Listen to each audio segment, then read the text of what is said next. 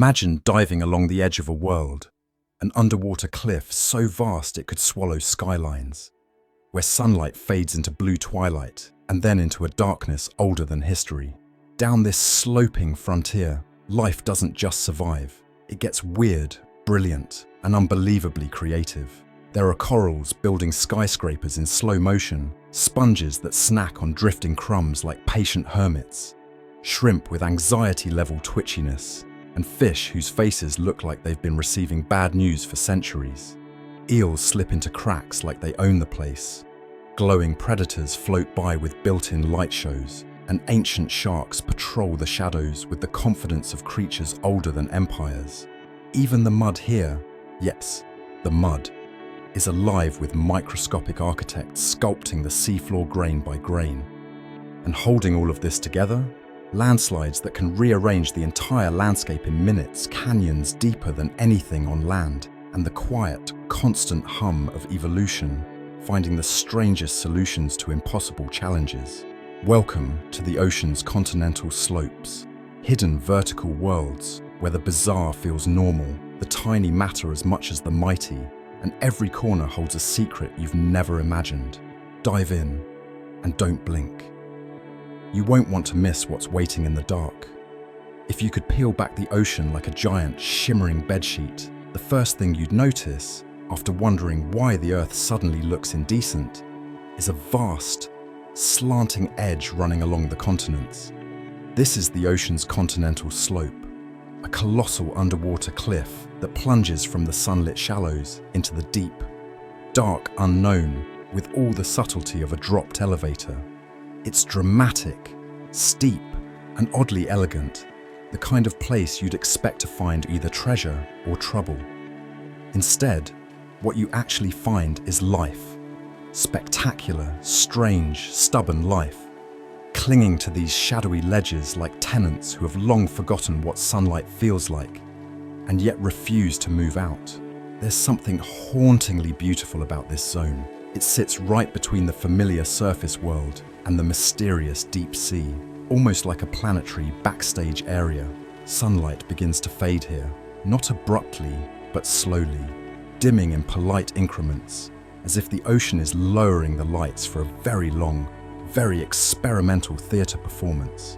By the time you've descended a few hundred meters, the world around you has traded color for darkness, noise for quiet, and expectations for surprises.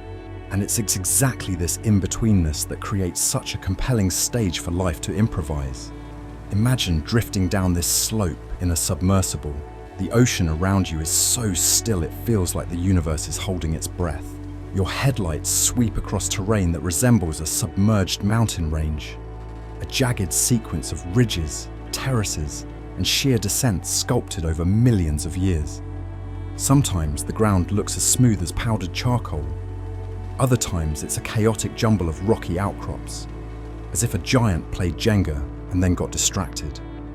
Each turn reveals something unexpected. A sudden ledge drops away beneath you, or a canyon splits the slope in two, or a patch of sediment ripples gently in a silent underwater breeze.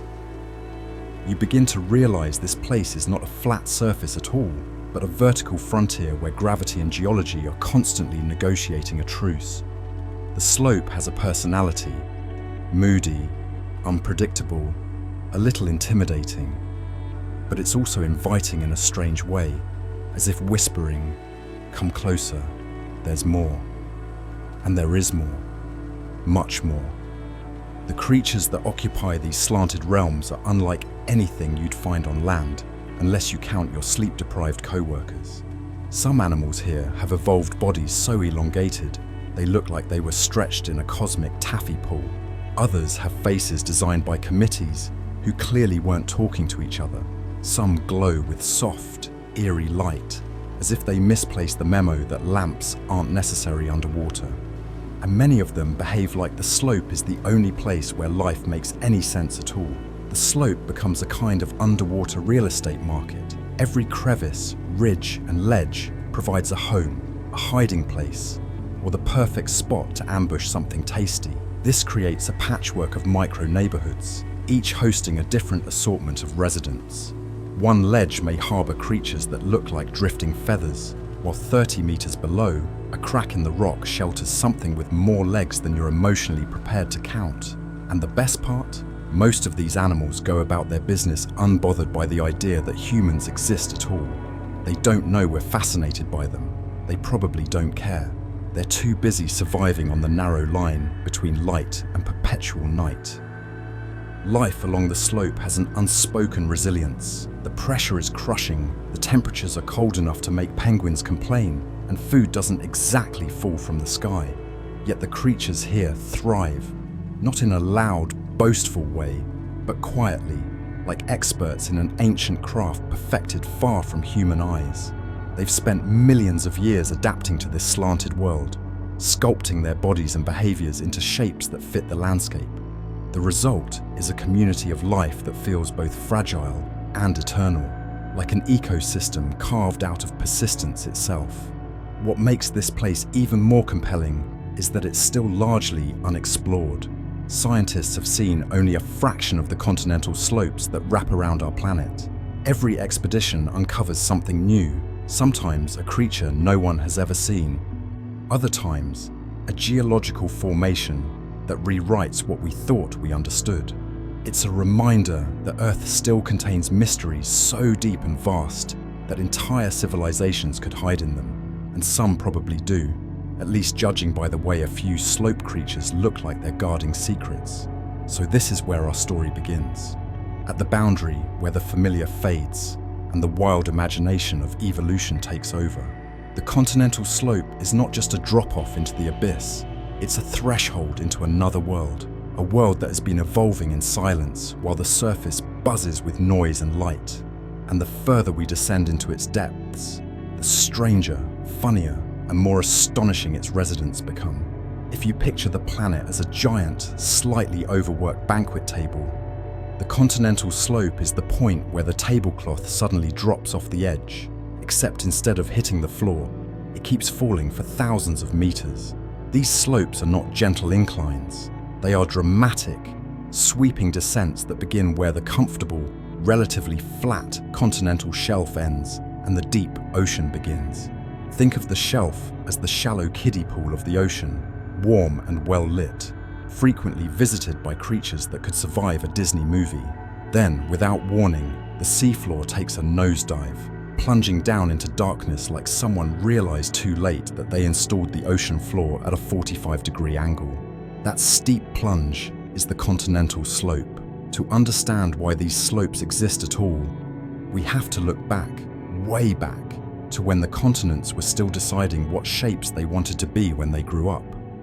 Over hundreds of millions of years, plate tectonics shuffled land masses around like a child rearranging puzzle pieces. Except the pieces were the size of continents and occasionally collided with enough force to raise mountains or crack crust. As these plates moved, the edges of continents developed these sloping margins where the thick continental crust meets the thin, denser oceanic crust. It's a bit like the Earth tried knitting two different textures together and ended up with a seam that never quite smoothed out. The slopes themselves vary wildly from place to place.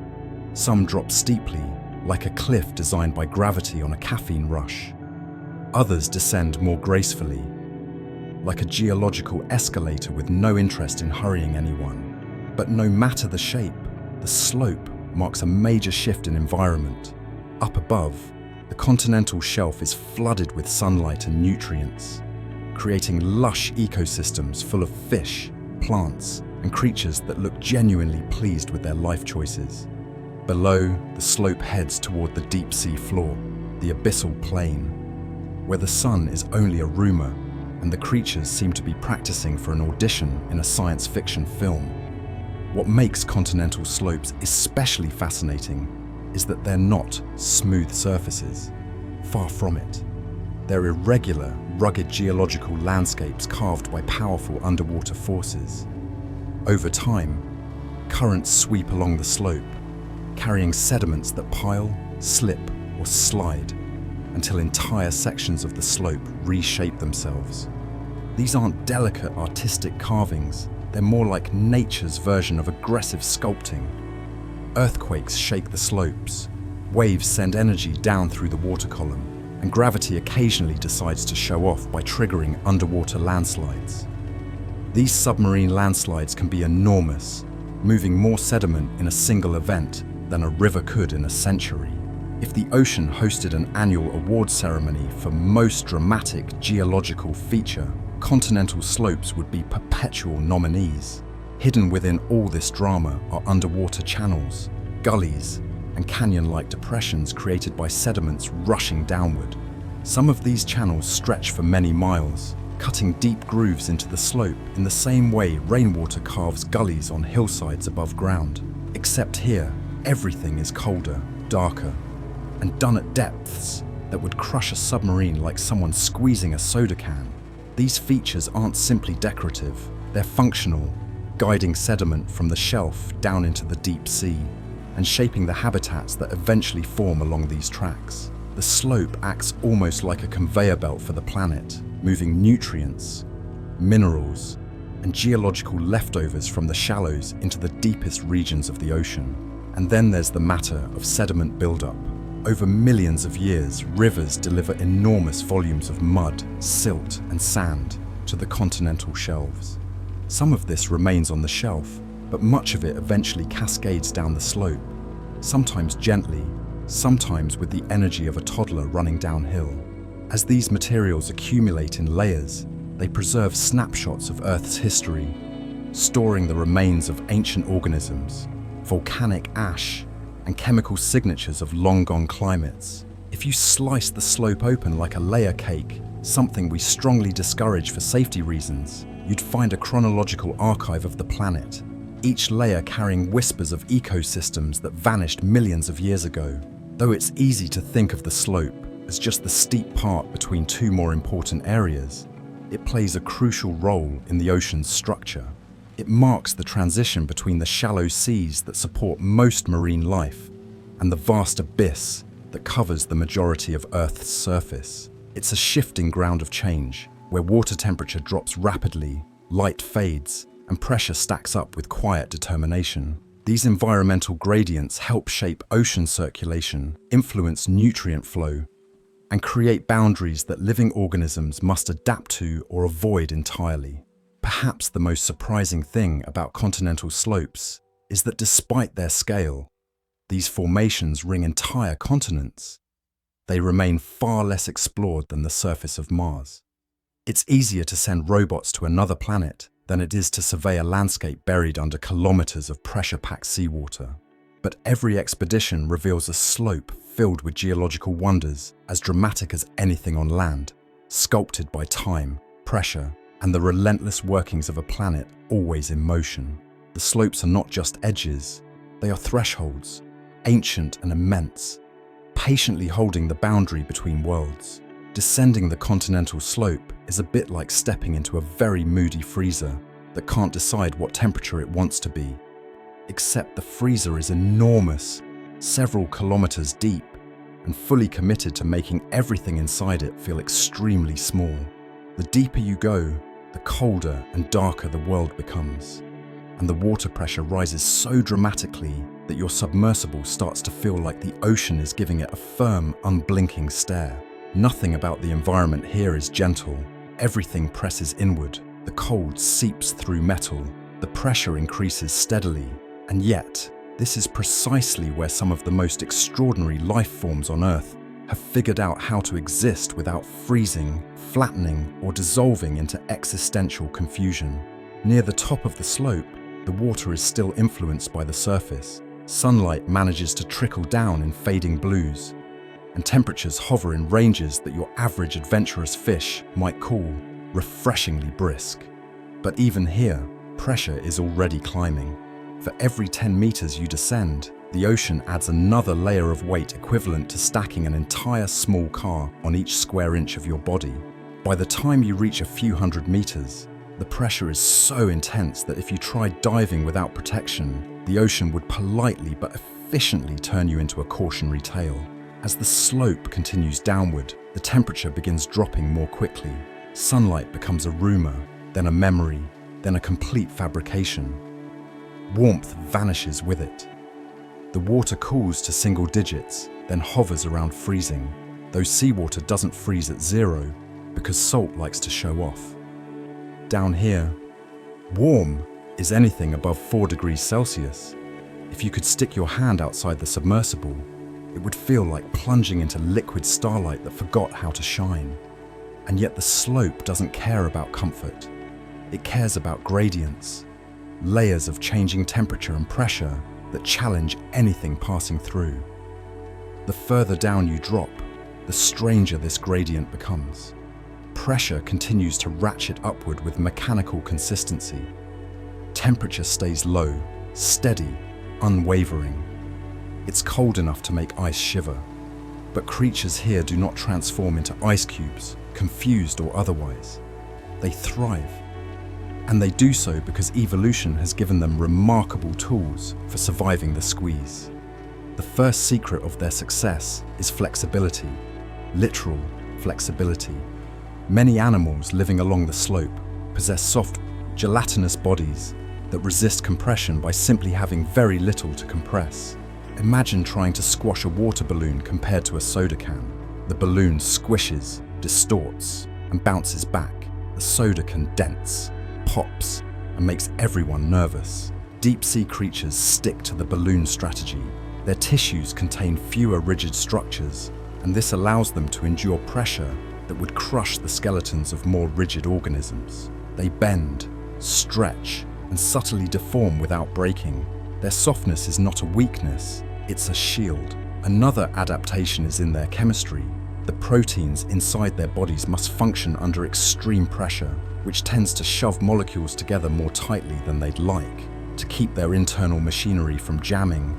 Many slope creatures produce special stabilizing compounds, tiny molecular braces that hold their proteins in the correct shapes. These compounds often have complicated names, but their purpose is simple.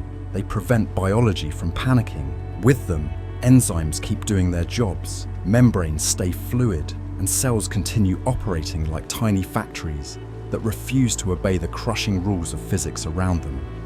Temperature, meanwhile, presents a different challenge. Cold slows everything: metabolism, movement, digestion, thinking, assuming the creature has enough of a brain to think about how cold it is. Life in these icy depths must be able to function at temperatures that would put most organisms into hibernation or worse. One strategy involves adjusting cell membranes so they stay flexible, never stiffening like cold butter.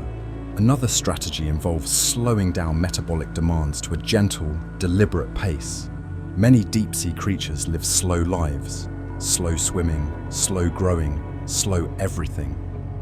Not because they're lazy, but because energy conservation is survival when every calorie is precious and heat is a luxury. Some animals even generate their own antifreeze. Certain fish living along the slope produce proteins that keep ice crystals from forming inside their tissues. It's not flashy, but it's effective.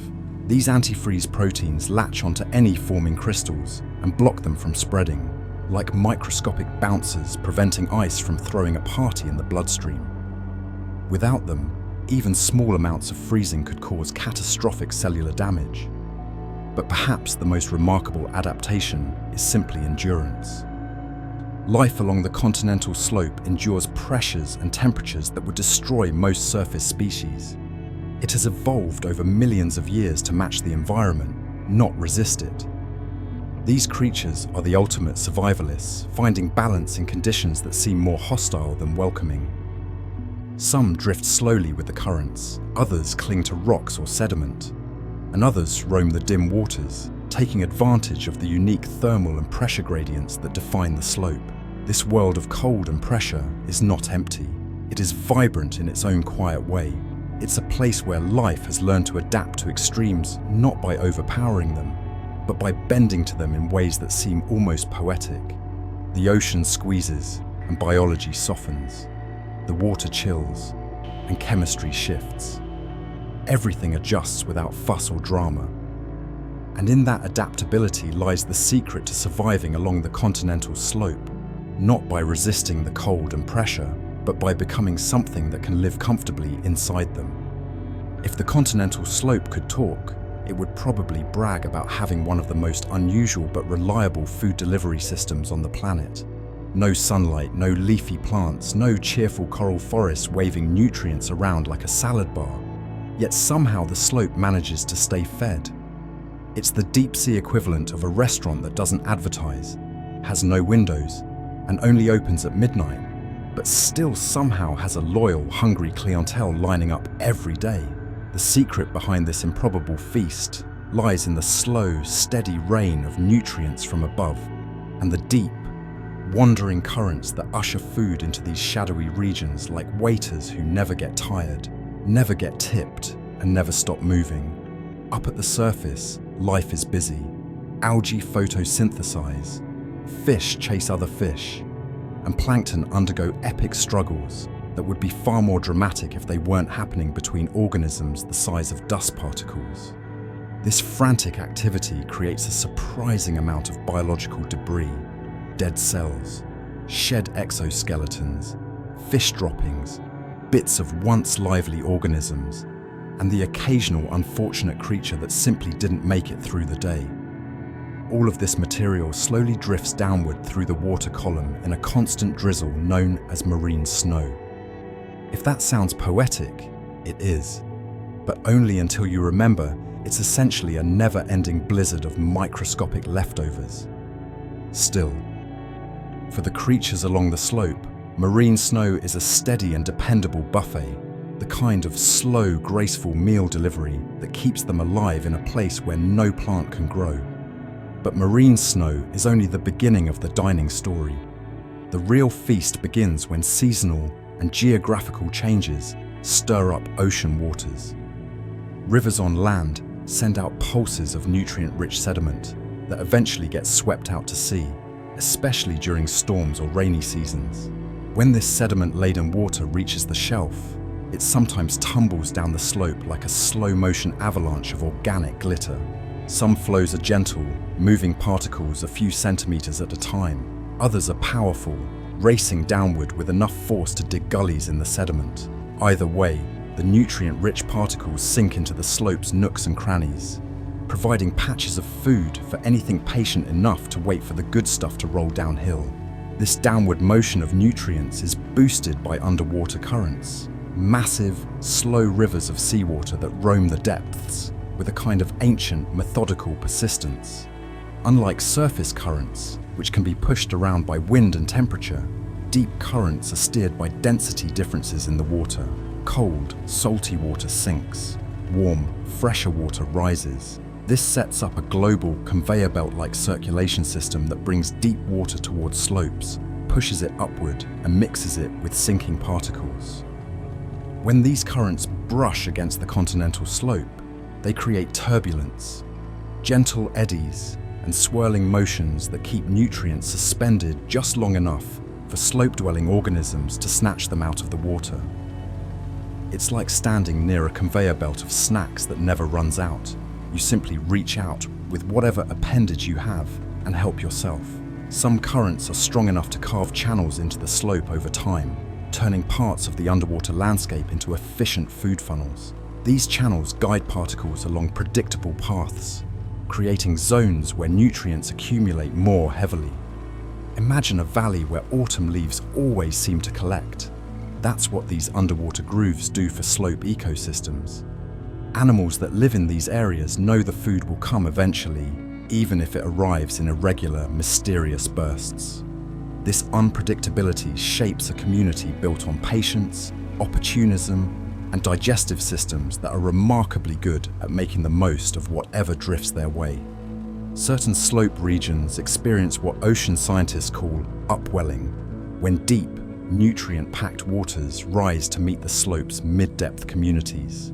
Upwelling can transform a dark, quiet section of the slope into a bustling hotspot. Microscopic organisms bloom in the newly enriched water. Zooplankton arrive to dine on them, and larger predators follow like an underwater parade that nobody planned but everyone wants to attend. These brief surges of richness are crucial. They give slope ecosystems the burst of calories needed to survive through leaner, quieter intervals. Even the architecture of the slope helps maintain this steady food distribution. Its ridges, terraces, and abrupt drop-offs act as natural traps for drifting particles. When currents pass over these irregular surfaces, they slow just enough for food to settle.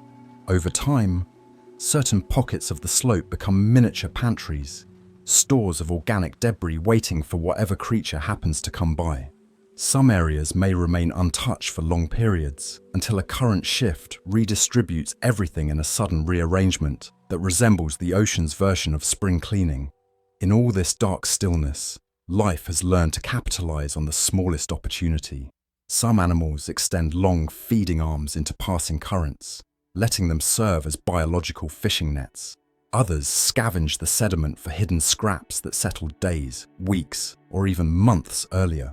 Many species have metabolisms perfectly tuned for feast and famine cycles, storing energy efficiently for the unpredictable moments when food becomes abundant. The continental slope may sit in shadow, but its food supply is anything but scarce. It thrives on the leftovers of the ocean above, carried by currents that never sleep and fed by sediments that trickle, tumble, and swirl down its steep face. In the grand darkness of the deep ocean, this sloping realm is surprisingly lively. An all-you-can-eat buffet served not by chefs, but by physics, gravity, and the endlessly circulating heartbeat of the sea. If you drift slowly along the continental slope in a submersible, you might expect the darkness to hide everything except the occasional wandering fish or drifting cloud of sediment. But then, out of that black curtain, shapes begin to emerge.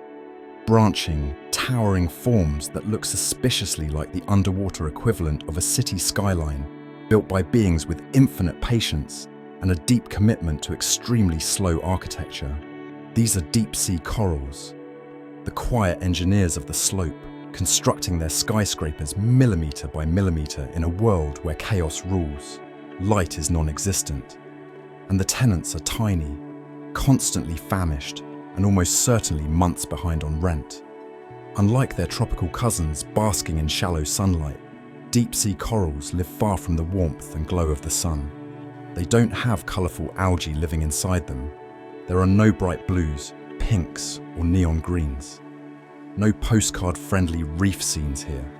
These corals thrive in darkness, feeding on whatever drifting particles the ocean sends their way, building skeletons of astonishing complexity in water, cold enough to make a polar bear consider a sweater. And yet they flourish.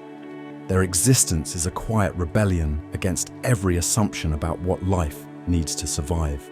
The first thing that makes deep-sea corals remarkable is their stubbornness. They anchor themselves to the hard surfaces of the slope, rock outcrops, ridges, ancient lava flows, using tiny but incredibly strong attachments.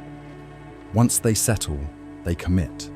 For hundreds, even thousands of years, these corals grow upward and outward with the speed of a particularly indecisive snail. Their skeletons, often made of calcium carbonate or sometimes protein-like compounds, form elaborate branching structures that resemble leafless trees captured in midwinter, or intricate chandeliers that never learned the meaning of symmetry. Some species grow as solitary fans, spreading wide to catch particles drifting by like elegantly eerie nets. Others cluster together, forming dense thickets that rise several meters high, transforming patches of the slope into coral forests. Each structure becomes real estate, the kind worth fighting over if deep-sea organisms actually believed in such things. For tiny crustaceans, worms, and small filter feeders, these coral colonies offer what the surrounding sediment plains cannot: stability, elevation, and endlessly interesting hiding places. Every branch, nook, and hollow becomes a potential home. Some creatures perch on coral arms, waiting to grab stray particles drifting past in the current. Others use corals as lookout towers, scanning the dark water for predators or prey. Some simply move in because the coral provides the deep-sea equivalent of feng shui: good water flow, decent food access, and a built-in escape route if things go wrong. But don't let the peaceful, slow-motion nature of coral growth fool you. These structures are dynamic, They reshape the slope environment just by existing. When corals branch upward, they alter how water flows around them, creating tiny turbulent zones that stir up particles and increase feeding opportunities. They also add vertical complexity to a landscape otherwise dominated by sediment and rock. Their presence changes the neighborhood, attracting species that wouldn't bother showing up otherwise. In a place where everything is sparse, food, light, warmth, coral structures act as ecological magnets. Deep-sea corals are also some of the oldest living organisms on the planet. Certain colonies have been measured at thousands of years old, meaning some of them started growing before the Great Pyramid was so much as a blueprint. Over that time, they endure currents strong enough to bend steel, sediment flows that would bury anything less stubborn, and the constant nibbling of small creatures that mistake them for snacks. Yet they persist. Their longevity is helped by the fact that the deep sea changes very slowly. Temperatures remain steady. Light is non-existent. Storms never reach this far down.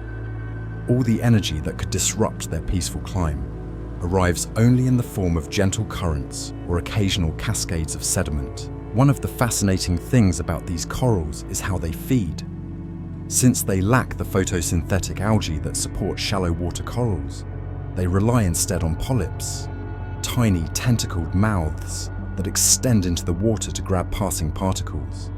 Picture hundreds of miniature, perpetually hungry creatures waving their arms in the dark, hoping something edible bumps into them. It's not glamorous, but it works.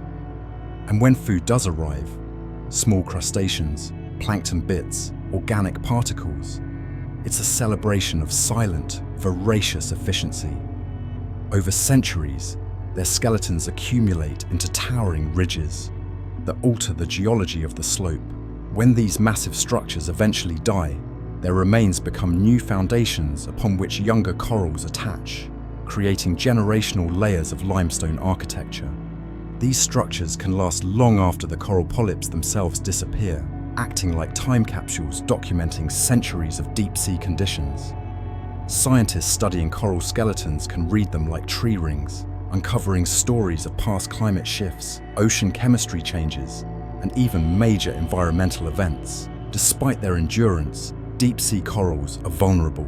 Their slow growth makes them sensitive to disruptions. A single trawling net or careless scrape from mining equipment can destroy structures that took millennia to form. But for now, in the vast reaches of the continental slope where human presence is minimal, these corals continue building their slow-motion skyscrapers.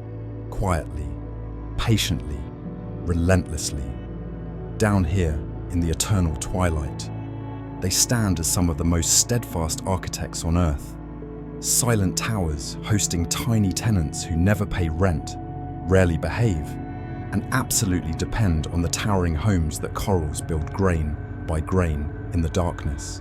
If the continental slope had a neighborhood specifically dedicated to creatures with an almost comical level of patience, it would be the district where sponges and other filter feeders have taken up residence. These animals do not chase, hunt, stalk, or sprint. They do not lunge at prey or plot ambushes from behind rocks with dramatic flair. Instead, they settle onto the slope's cliff faces, plant themselves firmly like stubborn furniture, and trust the universe, or at least the ocean currents, to bring the food to them. They are the deep sea's equivalent of someone ordering delivery every night, except their meals drift by unannounced and the restaurant never closes. Sponges, in particular, are marvels of quiet persistence. At first glance, they barely look alive. They resemble odd lumps, tubes, fans, and branching structures that seem like they belong in an abstract sculpture gallery rather than a living ecosystem. But inside their porous bodies, an intricate network of channels is always busy. Water is drawn in through tiny openings, pulled through chambers lined with specialized cells, and expelled through larger openings at the top. It's the most passive-looking activity imaginable, but it's secretly one of the most efficient feeding strategies on Earth. Every droplet of water moving through a sponge is sifted for microscopic food, bacteria, organic bits, stray particles that each sponge plucks out like a meticulous gourmand. Because of this feeding method, sponges are happiest where water is constantly on the move. The continental slope, with its swirling currents, drifting particles, and occasional turbulent flows, provides the perfect environment. The sponge doesn't have to go looking for food. The entire ocean comes to it. It's as if the slope's currents are running a buffet conveyor belt right past their doorsteps 24 hours a day. But sponges are far from the only filter feeders along these underwater cliffs. Tunicates, bryozoans, tube worms, and feather-like crinoids all join the crowd. Each has evolved its own way to scoop edible particles from the passing water. Some feather their arms into the current like elegant underwater fans, catching whatever tiny speck wanders into their reach. Others form colonies that look like delicate lace spread across rock surfaces, each tiny unit grabbing its microscopic portion of the meal. The slope's geometry, its cracks, outcrops, terraces, and angles creates natural places where water speeds up or slows down, providing strategic real estate for these stationary feeders. The deep sea is not generous with resources, so efficiency is everything. Filter feeders here have mastered the art of making the most out of less.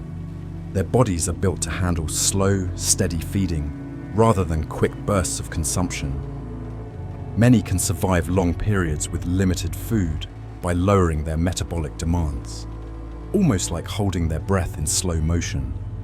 When a sudden surge of nutrients arrives, perhaps carried by a current shift or a pulse of material drifting down from the shallows, they come to life with quiet enthusiasm, capturing what they can before the bounty fades again. Sponges, in particular, excel at adjusting to these shifts. Some species can regulate the speed of their internal water pumping, ramping up flow when food is abundant and slowing it down when conditions go lean. Others form partnerships with bacteria living inside their tissues, using them to help process nutrients more efficiently. These microbial partners act like tiny chemical factories, breaking down complex compounds into useful energy sources the sponge wouldn't be able to access otherwise. It's a mutually beneficial relationship. The sponge provides a home, and the bacteria provide metabolic support. No rent required, thankfully. Over time, sponges can grow surprisingly large. Some deep-sea species reach several meters in diameter, becoming massive dome-like structures that dominate sections of the slope. These giant sponges become habitats themselves, providing shelter for shrimp, worms, and small fish that hide among their folds or even live inside their hollow chambers. Entire micro-communities depend on the presence of a single large sponge, turning these slow-growing creatures into essential pillars of the slope ecosystem. Filter feeders also help shape the environment around them. By clearing water of particles and organic debris, they maintain local water clarity and influence the distribution of nutrients. Their feeding activity can help prevent the buildup of sediment in certain areas, subtly modifying the texture of the slope's surfaces. When they die, their skeletal remains create hard, substrate patches that become new foundations for other organisms to colonize. In this way, filter feeders contribute to a cycle of growth, decay, and renewal that keeps even the darkest reaches of the slope ecologically dynamic. Despite their calm, stationary lifestyle, filter feeders face their share of threats. A sudden flow of sediment, too heavy, too fast, can smother them. A shift in currents might deprive them of food. Even minor changes in water chemistry can affect their delicate feeding systems, and yet they persist. They have evolved to survive the long, quiet rhythms of the deep ocean, enduring the lean times and thriving when conditions align. In the end, these creatures embody a kind of serene resilience. They don't chase life, they simply remain open to whatever the ocean brings. On the continental slope, where darkness and pressure dominate, this quiet patience becomes a powerful strategy. Sponges and their fellow filter feeders survive not by speed or strength, but by letting the currents deliver small miracles directly into their waiting mouths, one drifting snack at a time. On the continental slope, where darkness swallows color and gravity demands respect, the most graceful creatures are, against all odds, the ones shaped like little living stars. Not the twinkling kind or the Hollywood kind, but the soft-bodied, many-armed kind that shuffle across the seafloor with the determined awkwardness of someone descending a staircase while balancing a cup of steaming hot coffee. These are the brittle stars and sea stars, slow-motion wanderers that navigate the slopes by feel, by instinct, and by an unwavering commitment to not faceplant into the sediment. At first glance, brittle stars look like the minimalist sketches of sea creatures, just a tiny central disk with long, slender arms snaking outward. Sea stars, on the other hand, are more robust, their arms thicker and more triangular, as if they bulked up for a role in a slow underwater action film. But despite their differences, both groups share a talent for navigating complicated terrain with a surprising amount of strategy. The slope's geology, its inclines, ridges, dips, and sudden drop-offs, presents an obstacle course that would send many animals tumbling. Yet these echinoderms move as though their bodies remember every contour. Their secret lies in their hydraulic plumbing. Instead of bones or joints, they rely on a network of water-filled canals that power tiny tube feet lining their arms. These hundreds of delicate feet grip the sediment, rock, and coral rubble with suction cup precision. Watching them move is like watching a many-legged machine that reacts instantly to shifts in the landscape. One arm reaches forward, tasting the terrain. Another anchors. A third adjusts balance. The rest follow in a coordinated wave that makes the whole creature look like it's performing a very slow, deeply contemplative dance. Brittle stars are the acrobats of the slope. Their arms are incredibly flexible, able to twist, whip, and coil with the finesse of something that trained in underwater gymnastics. When they move quickly, a relative term in the deep sea, they can lift their central disc completely off the ground and run across the seafloor using synchronized waves of arm motions. It's a bit like watching a many-limbed spider who is late for an appointment but still trying to remain dignified. This agility allows them to escape predators, chase drifting food particles, and navigate cracks and crevices far too tight for bulkier creatures. Sea stars, meanwhile, excel at slow, methodical exploration. Their tube feet operate in such coordinated unison that they appear to glide rather than walk. This smooth movement lets them climb over rocks and coral skeletons without tipping or losing grip, which is critical on a slope where gravity is forever trying to nudge them downhill. Their arms act as both stabilizers and sensory organs. The tiny sensors at their tips detect chemicals in the water, helping them trace faint trails left by prey, or in many cases, prey that didn't plan on becoming prey. Feeding strategies among these star-shaped wanderers are as varied as their shapes. Some brittle stars sit with one or more arms raised into the current, forming a living net. When a particle brushes against an arm, the brittle star whips the captured morsel toward its mouth with impressive speed. Others scavenge, prowling the seafloor for anything edible, fallen organic debris, decaying bits of larger animals, or the occasional unlucky organism too slow to escape their questing arms.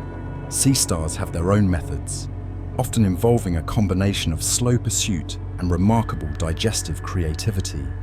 Certain species can pry open clams or other shelled animals with relentless patience, pulling the shells apart millimeter by millimeter.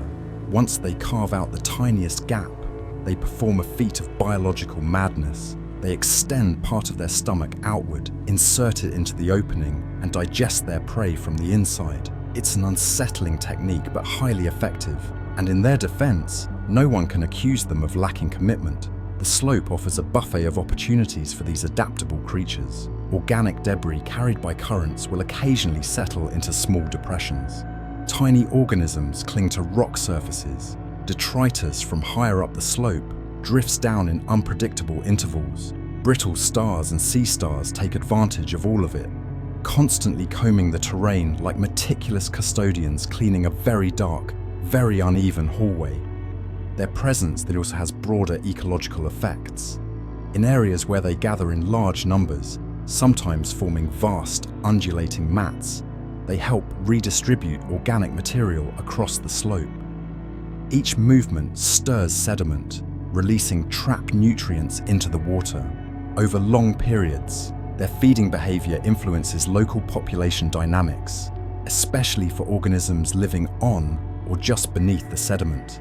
In this way, these seemingly simple creatures contribute to shaping the slope's biological rhythms. Some species cluster in groups so dense that the seafloor appears to ripple when they move. These gatherings are not social events, at least not intentionally, but responses to food availability or particular current patterns.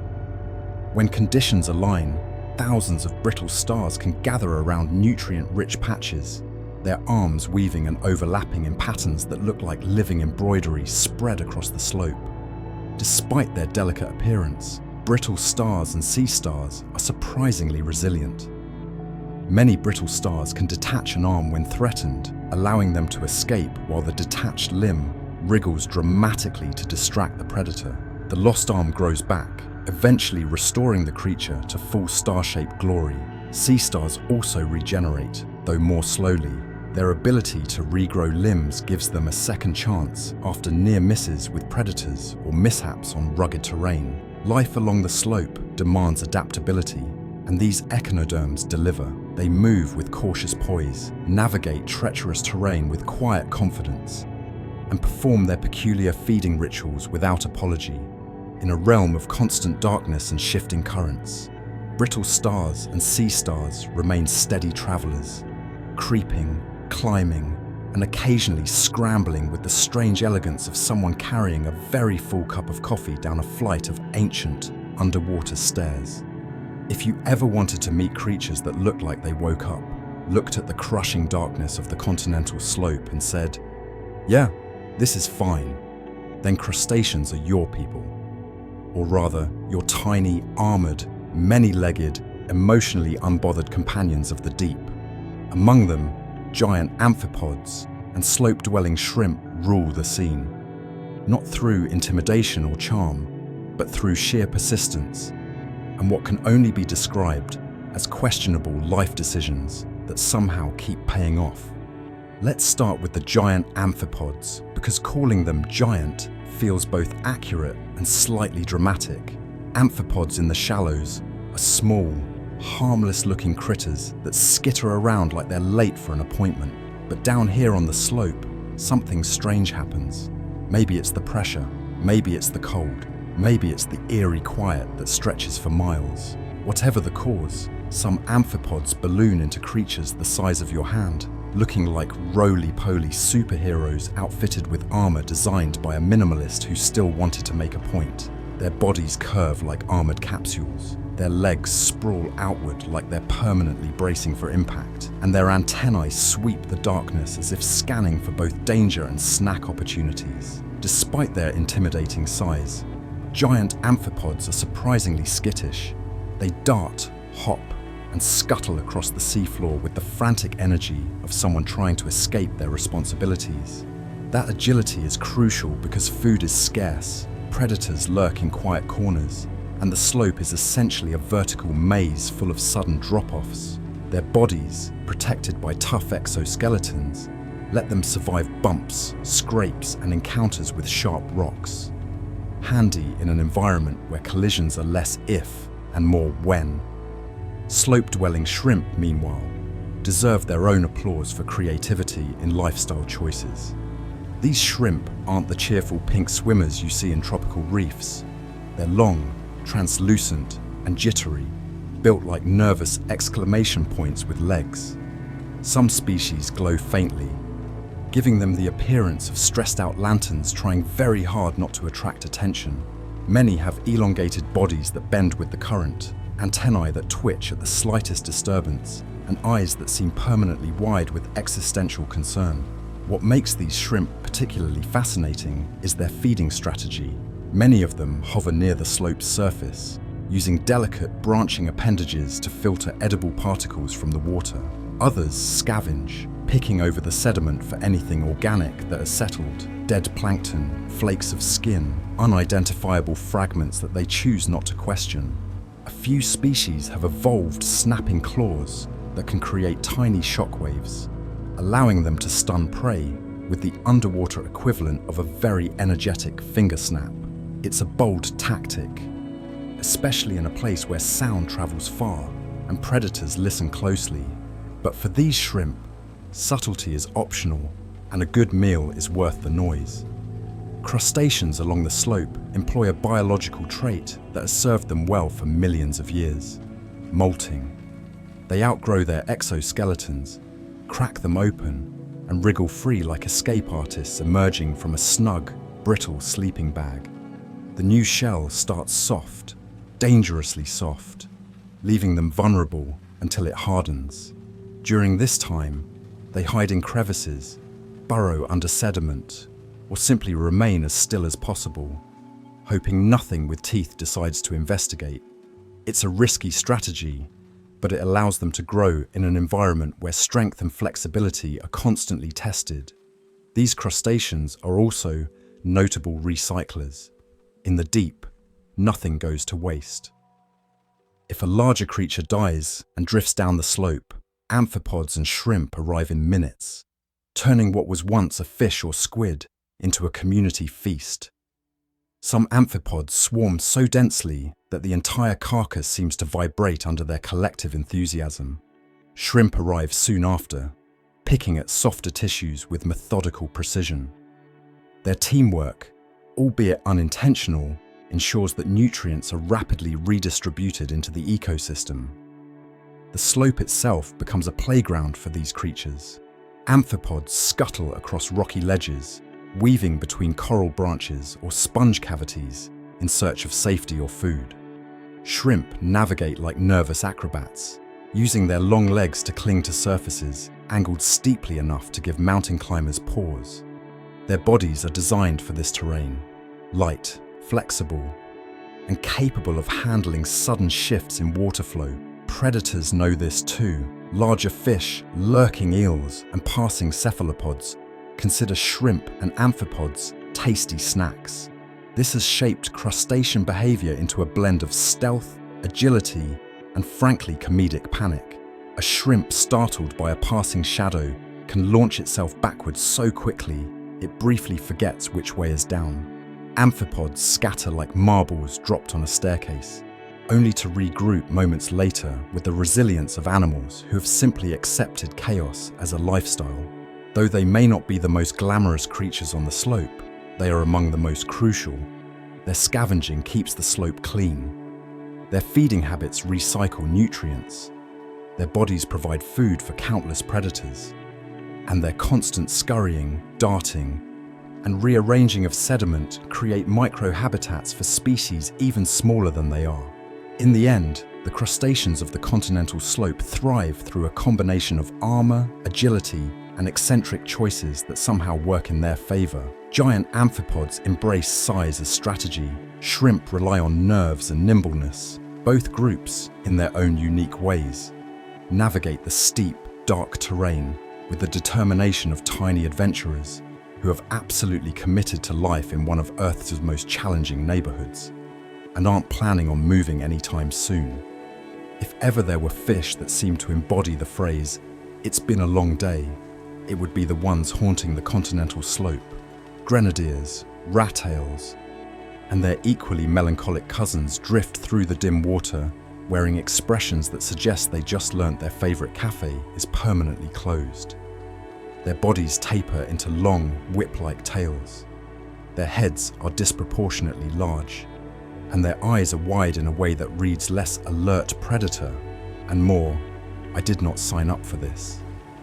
But in the deep, looks can be misleading. These long-faced creatures are perfectly adapted to the slope's cold, high-pressure environment, even if they give off the vibe of fish stuck in a perpetual emotional slump. Grenadiers and rat-tails dominate much of the mid-depth and deep slope habitat. They are some of the most abundant fish in these regions, which is a remarkable achievement considering how energy poor the environment can be. perhaps abundance is easier when you accept that glamour is optional and function is everything.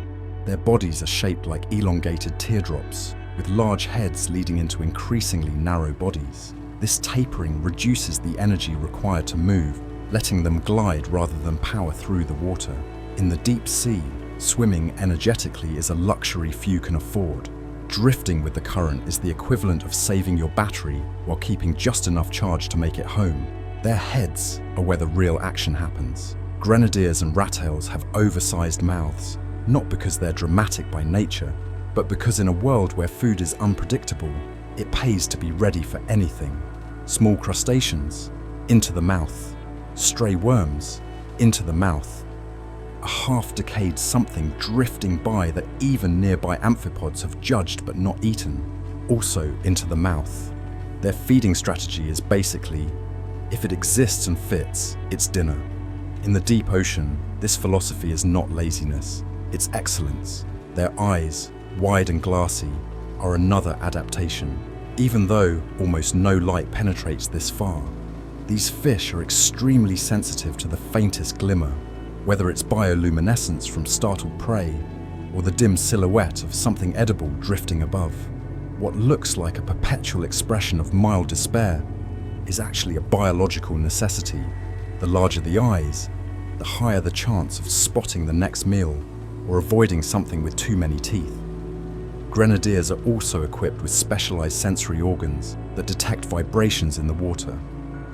On the slope, where visibility is often reduced to a few meters at best, feeling movement is nearly as important as seeing it. These sensory systems allow them to follow the subtle motions created by crustaceans digging in the sediment or other fish disturbing the water as they pass. They move with careful intention, hovering just above the sea floor, raising their dorsal fins slightly whenever they sense something worth investigating. Despite their somber appearance, grenadiers lead surprisingly complex lives. Many species migrate vertically at night, rising through the dark water column in search of prey that moves upward during the twilight hours. This nightly commute is slow and deliberate, more like an underwater escalator than a sprint. In the morning, they drift back toward the slope, settling again into the cold dimness that defines their world. Rattails, close relatives of grenadiers, share many of these traits, but often appear even more elongated. With tails so thin they look like someone stretched them out by accident. Their long bodies give them extraordinary sensitivity to water movement.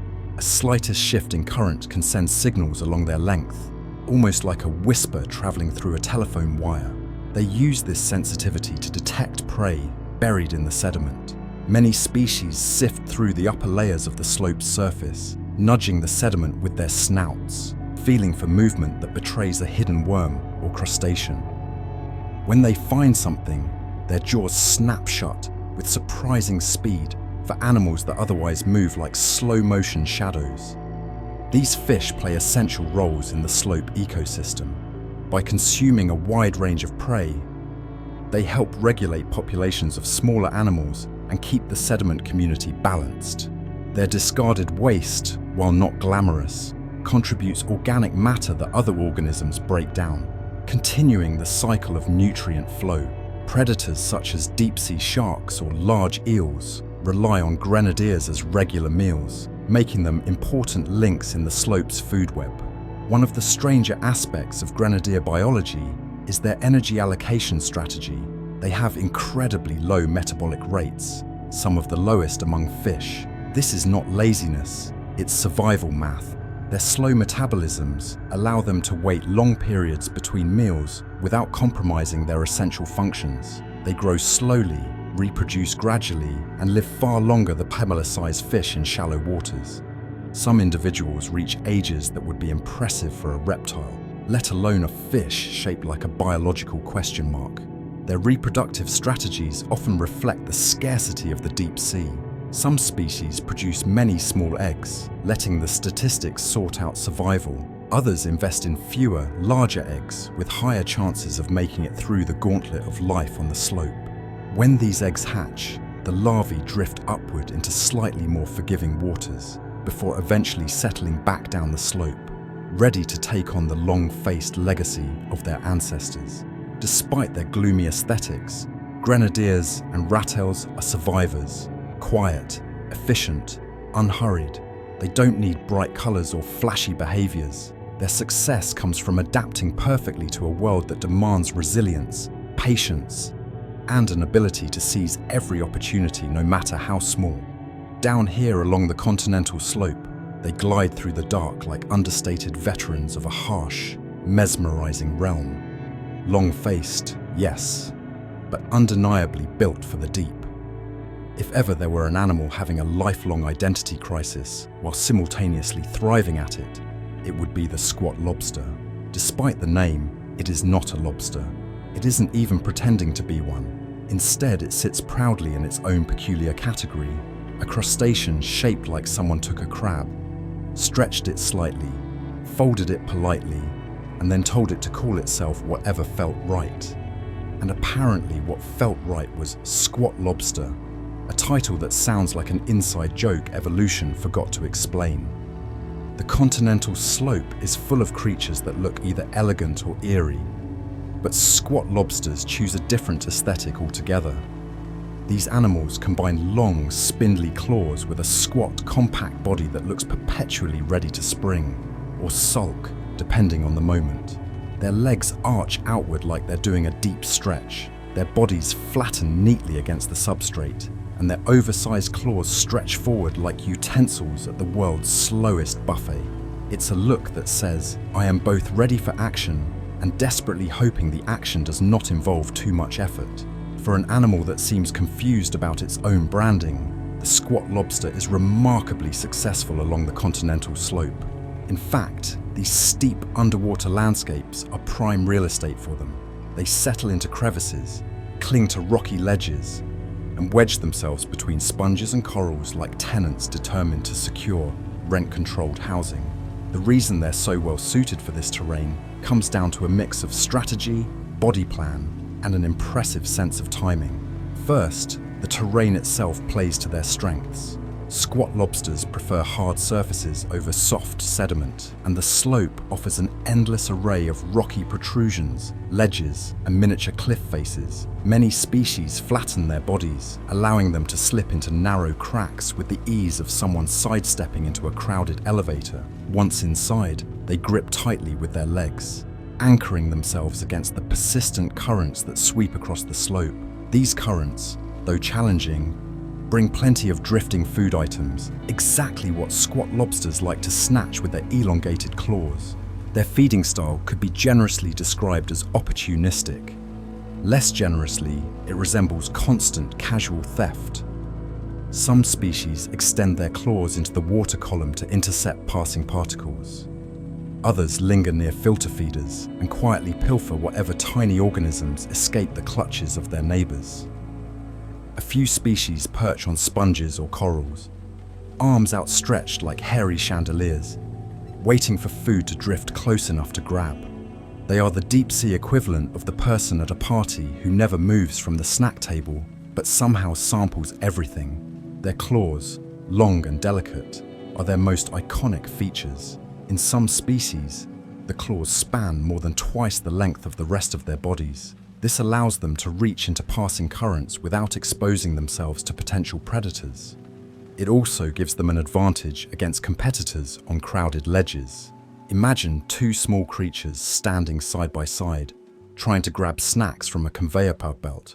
The one with the longer arms gets more snacks. That is the squat lobster's entire business strategy.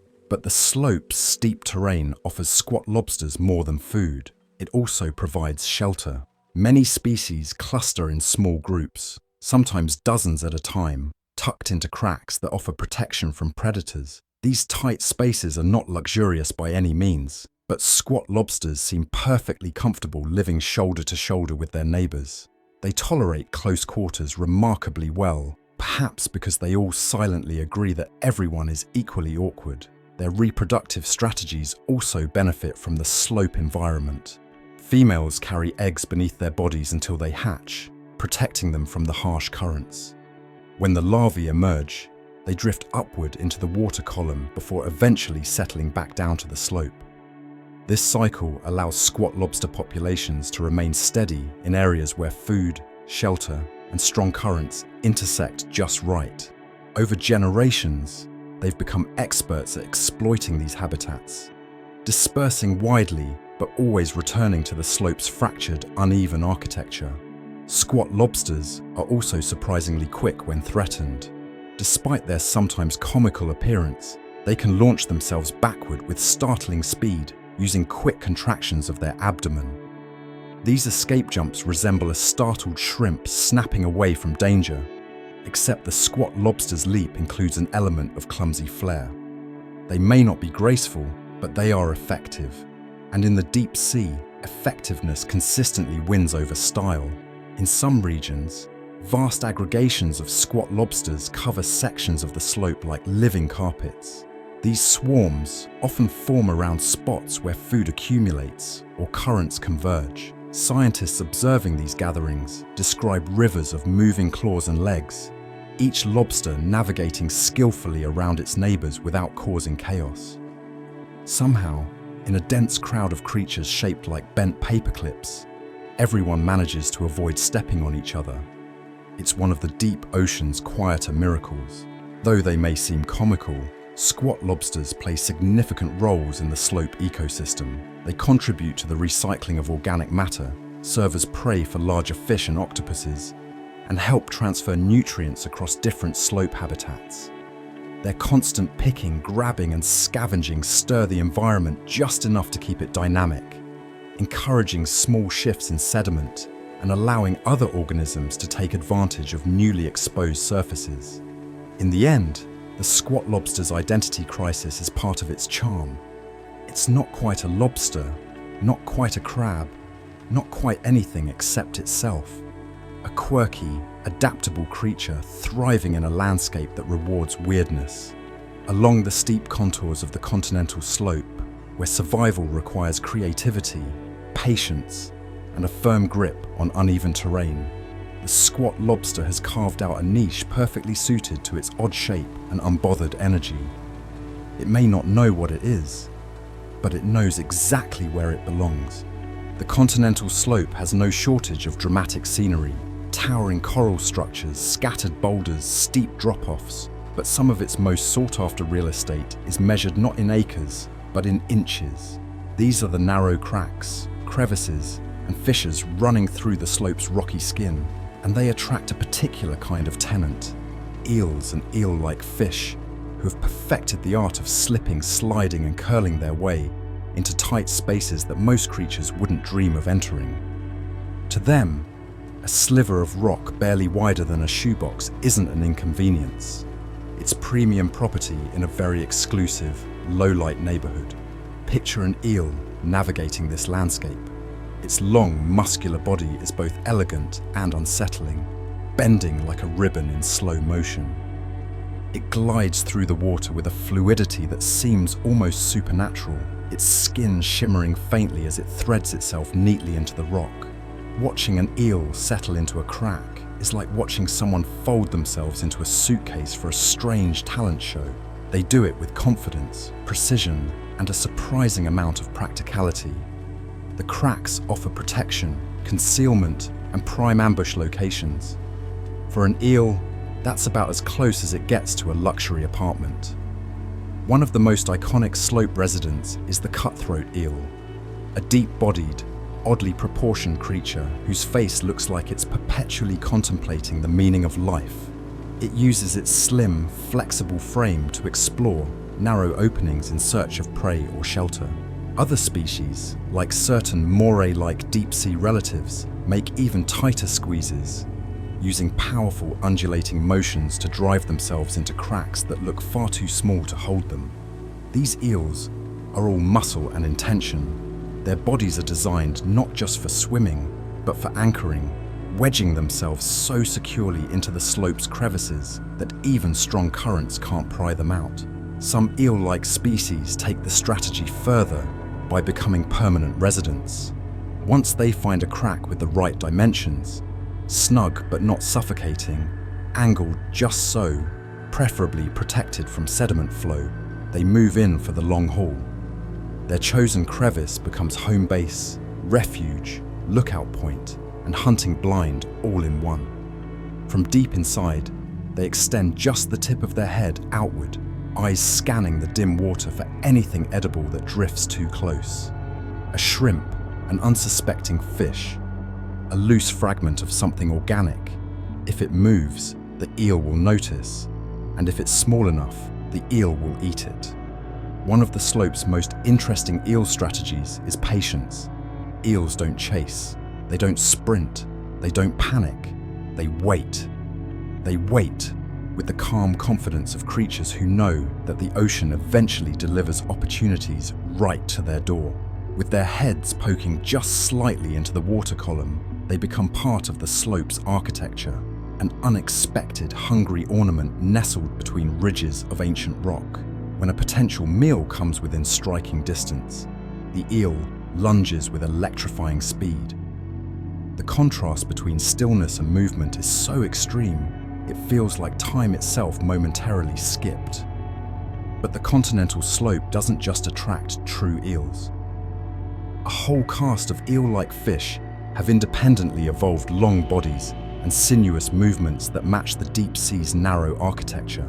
The cusk eels, for example, are slender, ghostly fish with tails so delicate they look more like drifting strands of silk than fins. They patrol the edges of the slope's sediment patches, probing gently with their snouts and slipping effortlessly into burrows or crevices at the slightest hint of danger. These fish aren't related to true eels, yet they've adopted the same slithering lifestyle, proof that the slope rewards creativity more than lineage. Then there are the ophidiids, fish with bodies so elongated and flexible that they appear to be living strands of animated rope. They specialize in weaving through tight clusters of rocks and rubble, using their slender shapes to navigate miniature labyrinths formed by geological fractures. They feed on worms, small crustaceans, and anything else they can find by nosing through the slope's crevice network. Their sensory systems are finely tuned to detect faint chemical trails and subtle vibrations, giving them a near-psychic awareness of what's hiding in the dark. This eel and eel-like community, though seemingly aloof, plays a vital role in the slope ecosystem. Their constant exploration of cracks helps control populations of smaller organisms that shelter in the same spaces.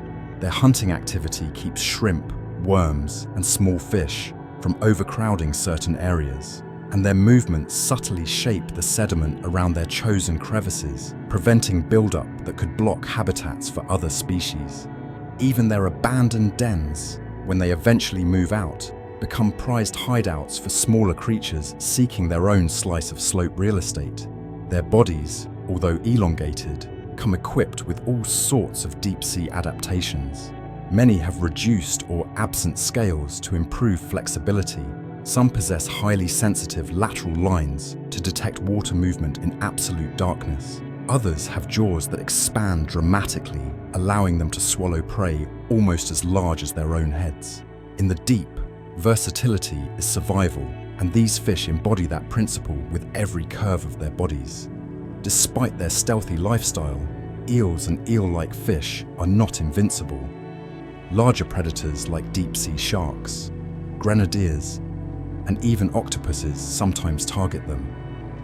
When threatened, eels retreat instantly into their crevice homes, often disappearing faster than the predator can react. Their long bodies slide out of sight with such eerie smoothness that it's hard not to imagine the rock swallowing them whole. In some cases, an eel's chosen crevice is so narrow that only a few centimeters of its tail remain visible, twitching like a warning or a taunt, depending on the viewer's perspective. In the quiet, crushing depths of the slope, these eels and eel-like fish have found a niche that suits them perfectly. The cracks are their shelters, their pantries, their vantage points, and their escape routes. They maneuver through this fractured landscape with confidence born from evolutionary mastery, turning the slope's rugged terrain into a sprawling network of secret corridors. Down here, in the dim hush between land and abyss, these slender dwellers thrive, not in open water, but in the hidden rooms carved into the slope itself. To them, every crack is an opportunity, every crevice a studio apartment with oceanfront views, and every shadow a potential doorway into the next chapter of survival. Just beyond the continental slope, floating in the open water where the cliff face dissolves into endless black, lurks a cast of predators who seem to have taken their design cues from movie special effects teams with generous budgets and no adult supervision. These are the bioluminescent hunters of the mid-depths, animals that don't simply exist in the darkness, but actively decorate it, painting the water with pulses, flickers, flashes, and eerie suspended glows. If the deep ocean had a nightlife district, this would be it. A realm where predators carry their own lighting systems, and every meal begins with a controlled, well-timed reveal. Bioluminescence, in its simplest form, is just chemistry, light born from a reaction between two molecules.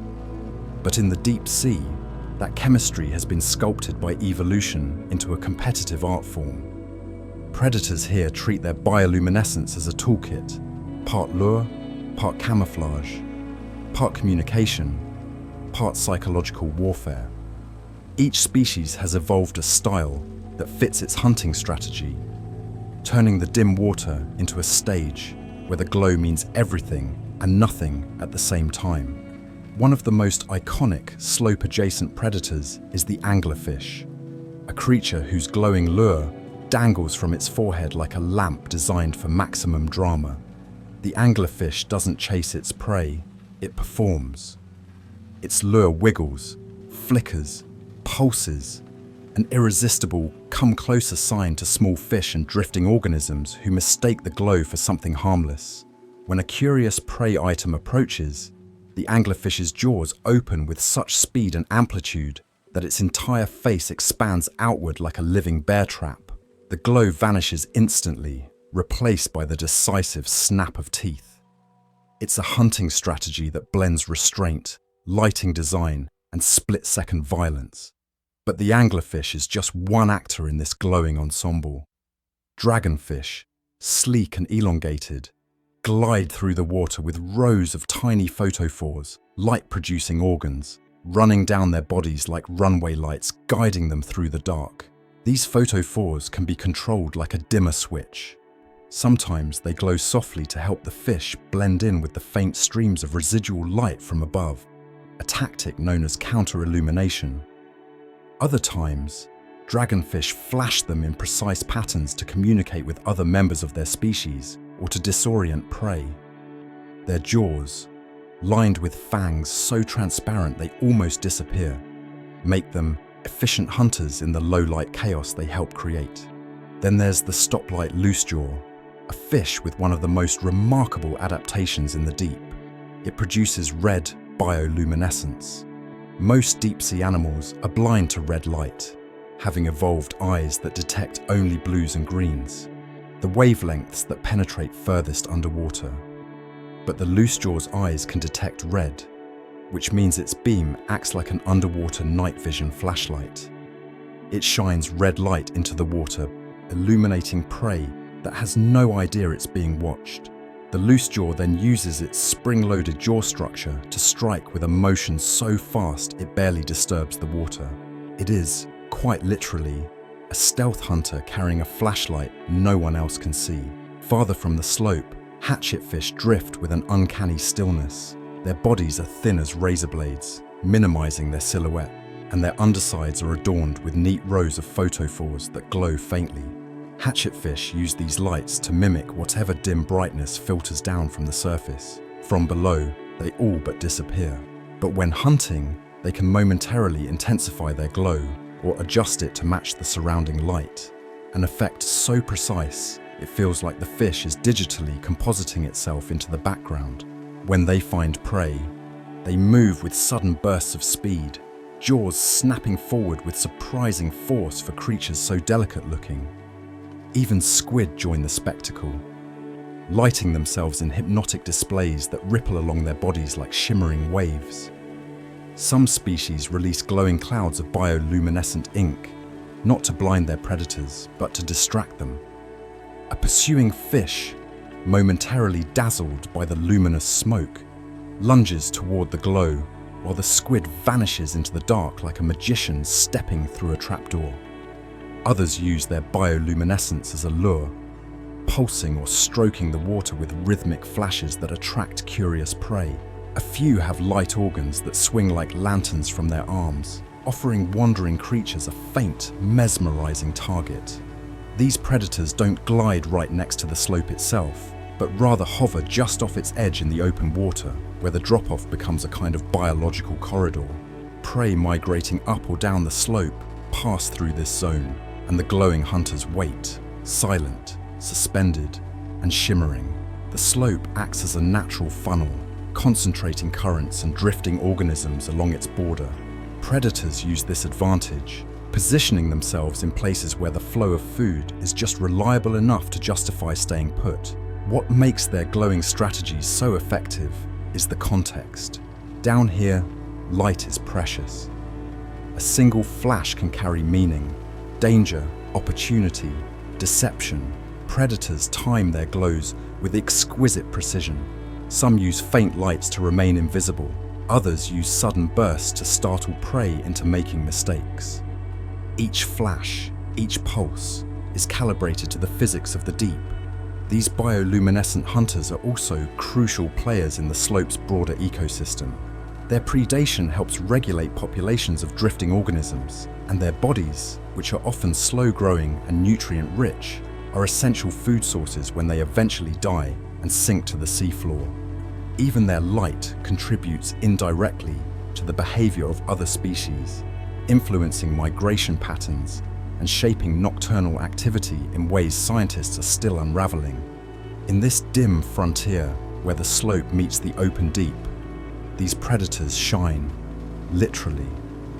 Their bodies are paintings of light in a world carved from shadow. They hunt not with speed alone, but with flair, inventiveness, and a theatricality that would make a stage director proud. And while their glow may seem mesmerizing, to the creatures they hunt, it's the last beautiful thing they ever see. If the continental slope had a set of unofficial guardians, creatures that drift through the dim blue-black water with the serene composure of old souls who have seen everything, it would be the sharks that roam these depths. Not the sleek, high-speed icons of tropical reefs, and not the massive, fearsome giants of surface legend, but the slow-moving slope dwellers, the deep-sea cat sharks, the lantern-eyed hounds of darkness, and the juvenile Greenland sharks who glide along the cliffs as if they're carrying secrets older than the continents themselves. These sharks don't race, they don't posture, they don't need to. Their confidence is so quiet and ancient that it feels geological, as if the slope recognizes them the same way old mountains recognize glaciers. Deep-sea cat sharks are among the most common shark residents of the continental slope. They're small, some no longer than a ruler, and adorned with patterns of speckles, stripes, or ghostly blotches that blend seamlessly with the dim surroundings. Their bodies are supple, their movements gentle, and their eyes large enough to catch the faintest glimmers drifting through the dark. If you pass one with a submersible, it looks back not with panic or aggression, but with measured interest, the gaze of a creature that knows exactly where it belongs. Cat sharks patrol the slope with a rhythm bordering on meditative.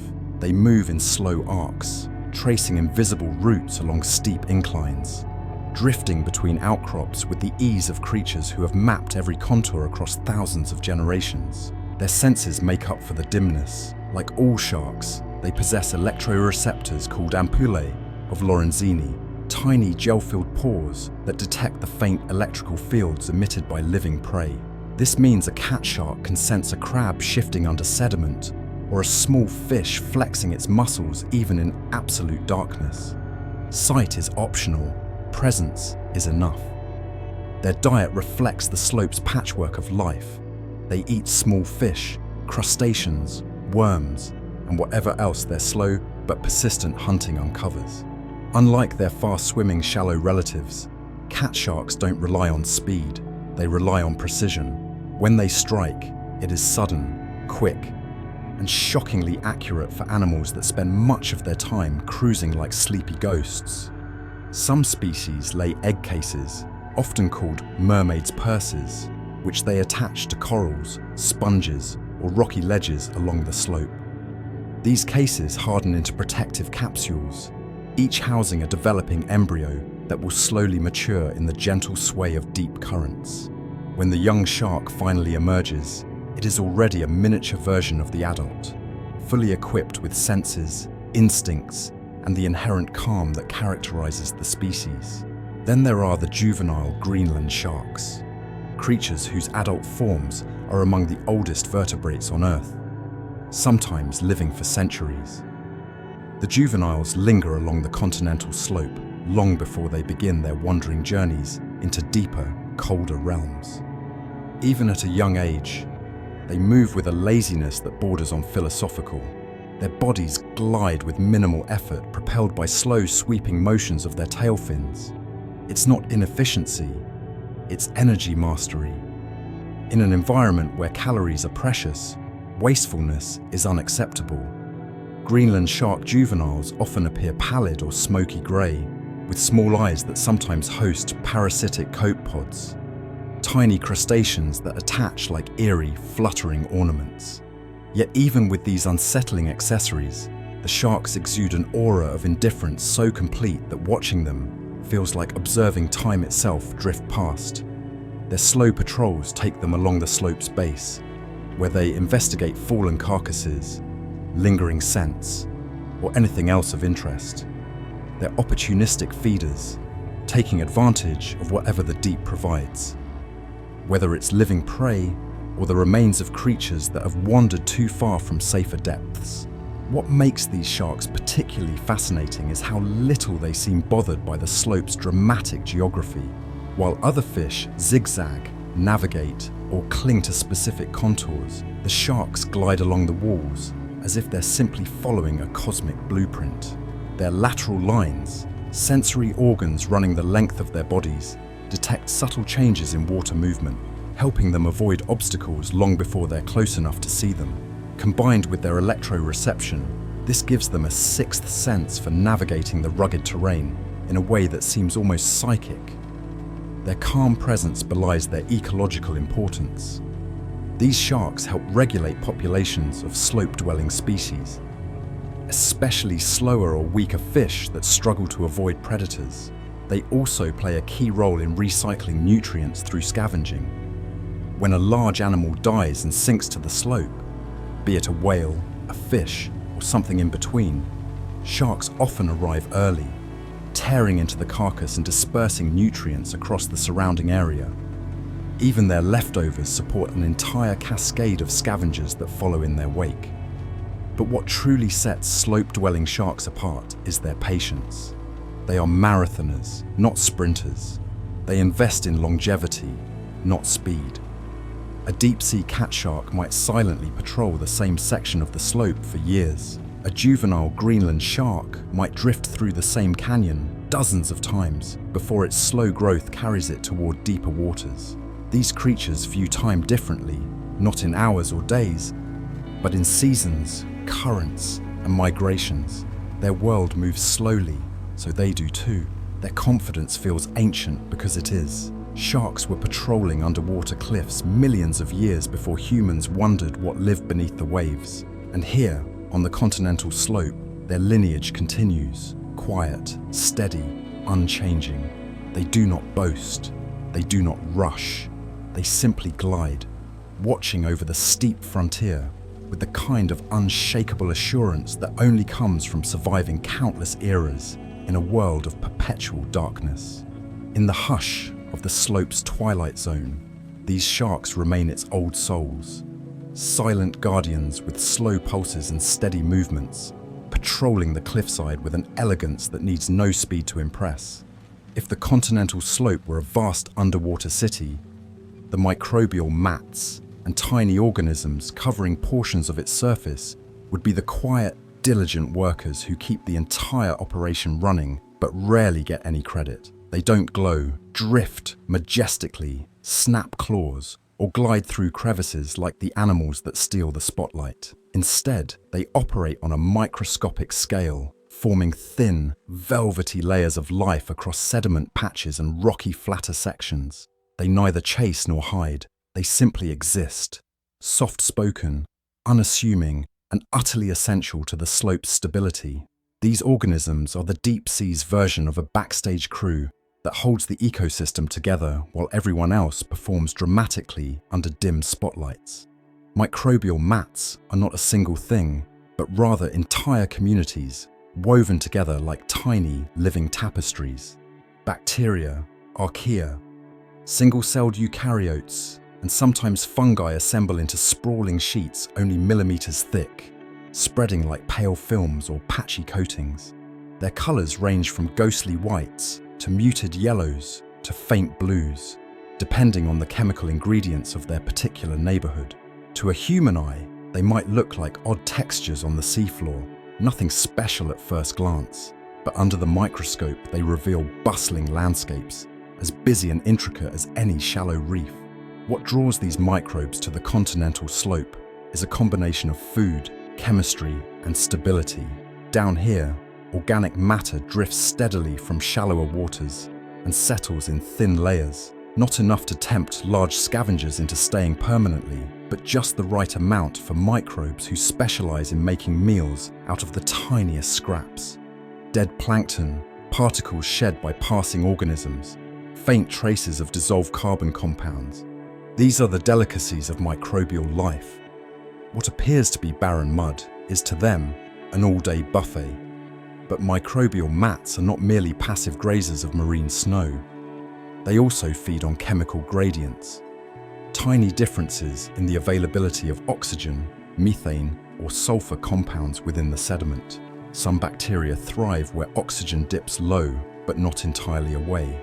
Others revel in the absence of oxygen altogether, using chemical reactions that would make most other organisms faint from confusion. They oxidize sulfur, reduce nitrate, break down methane, and perform a host of biochemical feats that look more like alchemy than metabolism. Their chemistry reshapes the very sediments they live on, transforming them grain by grain. In certain slope regions where methane seeps upward from deep reservoirs below the seabed, microbial mats become fuller, richer, and more conspicuous. These mats often appear fluffy or filamentous, creating delicate reef-like structures made entirely of microscopic threads. These aren't decorations, they're bustling factories. Methane oxidizing microbes bind together, forming communities that intercept the gas before it escapes into the water column. In doing so, they influence greenhouse gas dynamics far beyond the slope. It's a quiet environmental service, performed by organisms so small they could line up by the thousands along the edge of a pin. Within these mats live countless other microscopic citizens. Tiny protists graze on bacteria, patrolling the surface like miniature lawnmowers. Nematodes, thread-like worms too small to see without magnification, slide between grains of sand, grazing and burrowing. Even smaller crustaceans and microscopic larvae sift through the mats for edible bits. These interactions form a microscale food web that hums with activity even though the surrounding water feels still and silent. Every square centimetre holds a world. These tiny organisms also stabilize the slope in physical ways. The sticky byproducts of microbial metabolism glue sediment grains together, preventing erosion in areas where currents would otherwise sweep the top layers away. Their collective presence creates a slightly firmer, more cohesive surface, offering footholds for other organisms that settle later. Without these microbial pioneers, many slope habitats might simply crumble or drift away before sponges, corals, and other residents ever had a chance to move in. Some microbes even produce minerals as part of their metabolic processes. Over long stretches of time, they can create thin crusts of iron or manganese oxides on the seafloor, hardening particular patches of terrain. These mineral coatings, though fragile to the touch, provide crucial stability for small worms and crustaceans searching for feeding grounds or safe burrows. Microbes, without intending to, become geological architects, modifying their environment one molecule at a time. Life cycles on the slope's microbial level move quickly. Many bacteria reproduce in hours, adjusting to changes in nutrient flow with astonishing speed. If a sudden pulse of organic material arrives, perhaps a fish carcass drifting down from above, microbial populations bloom, intensifying into dense mats that process nutrients far faster than scavengers could alone. When the feast ends, the populations shrink, retreating into sparse layers until the next event. They are flexible, adaptable, and infinitely patient, willing to wait for whatever the ocean decides to deliver. Despite their lack of dramatic flair, these microorganisms influence everything above them. They process nutrients that eventually feed mid-level consumers. They clean the environment by breaking down compounds that would otherwise accumulate. They regulate chemical cycles, carbon, nitrogen, sulfur, that ripple across ecosystems on the slope and beyond. They're quiet contributors to global processes, whispering at scales too small for conventional measurement, but too important to ignore. If you passed over these microbial carpets in a submersible, you might not even notice them. They don't wave or shimmer or reach out. They simply lie there, soft and subtle. Yet, in the deep sea, the smallest residents often cast the longest shadows, not in light, but in influence. These mats remind us that the slope's vibrancy doesn't depend solely on its large, charismatic creatures. It rests equally on tiny architects, chemical tinkerers, and microbial caretakers who hum along in silence, breathing life into the deep, one microscopic moment at a time. For all its quiet vastness, the continental slope is not as still as it looks. It may appear frozen in eternal twilight, with its corals, sponges, and sleepy-eyed fish arranged in careful tableaus. But beneath that serene facade lies a landscape capable of tremendous drama. One of the slope's most powerful features is its instability. Gravity, sediment, and shifting seafloor layers cooperate in ways that can transform calm terrain into tumbling chaos. These events are underwater landslides, sudden, enormous movements of sediment and rock that can reshape entire sections of the slope in minutes. If the deep sea had natural disasters worthy of action movie soundtracks, this would be at the top of the list. Underwater landslides, known formally as submarine mass movements, begin quietly. Over decades or centuries, sediment delivered from the shelf slowly accumulates along the slope, forming layers that at first settle peacefully. But the slope is steep, the sediments can be loose, and the waterlogged layers beneath can act like lubricated foundations. All it takes is one trigger, an earthquake, a pulse of sediment too heavy for the slope to hold, a shift in pressure, to set the whole structure in motion.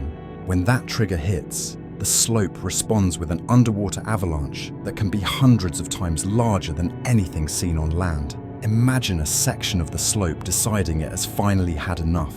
The sediments begin to slip, grain by grain at first, then in a wide sheet.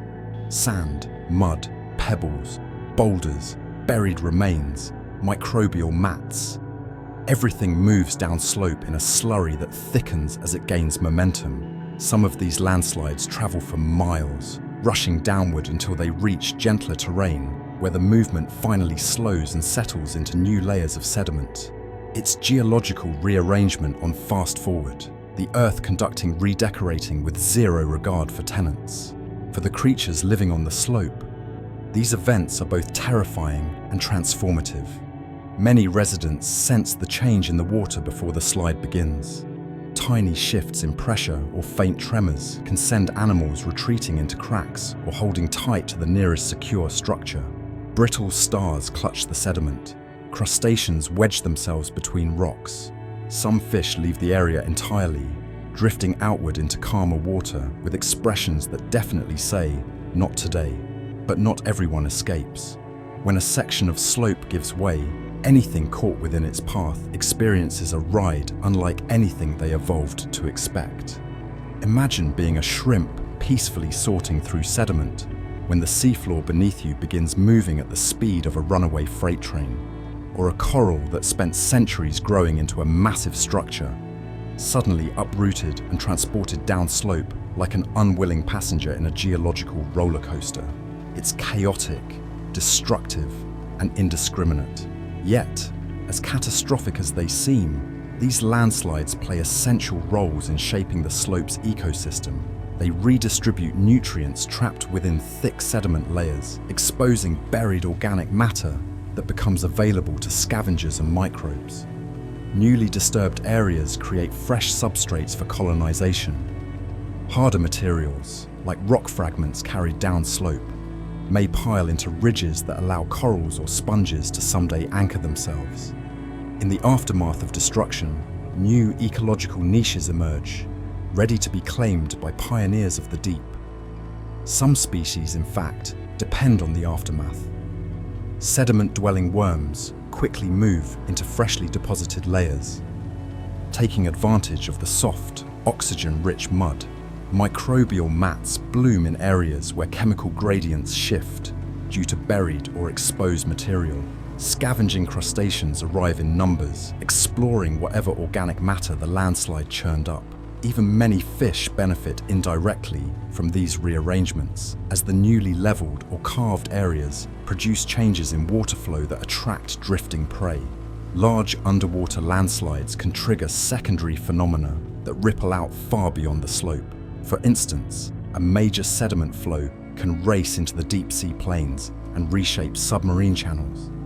It can even generate turbidity currents, dense, fast-moving clouds of suspended sediment that streak across the seafloor like underwater dust storms. These currents carry enough force to break deep-sea cables, carve channels into the seafloor, or deposit thick sediment blankets kilometers from where the slide began. For deep-sea organisms living in their path, these events represent both danger and opportunity. Danger from being overwhelmed, opportunity when new sediment layers open up fresh habitat. Some landslides are enormous enough to trigger tsunamis in the world above, though their deep-sea origins remain largely invisible to surface dwellers. The slope has a long memory. Ancient underwater landslides have left behind scars visible in sonar maps.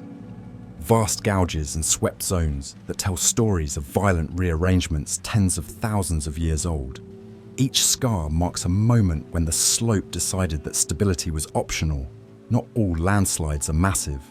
Many are smaller, barely noticeable without sensitive instruments.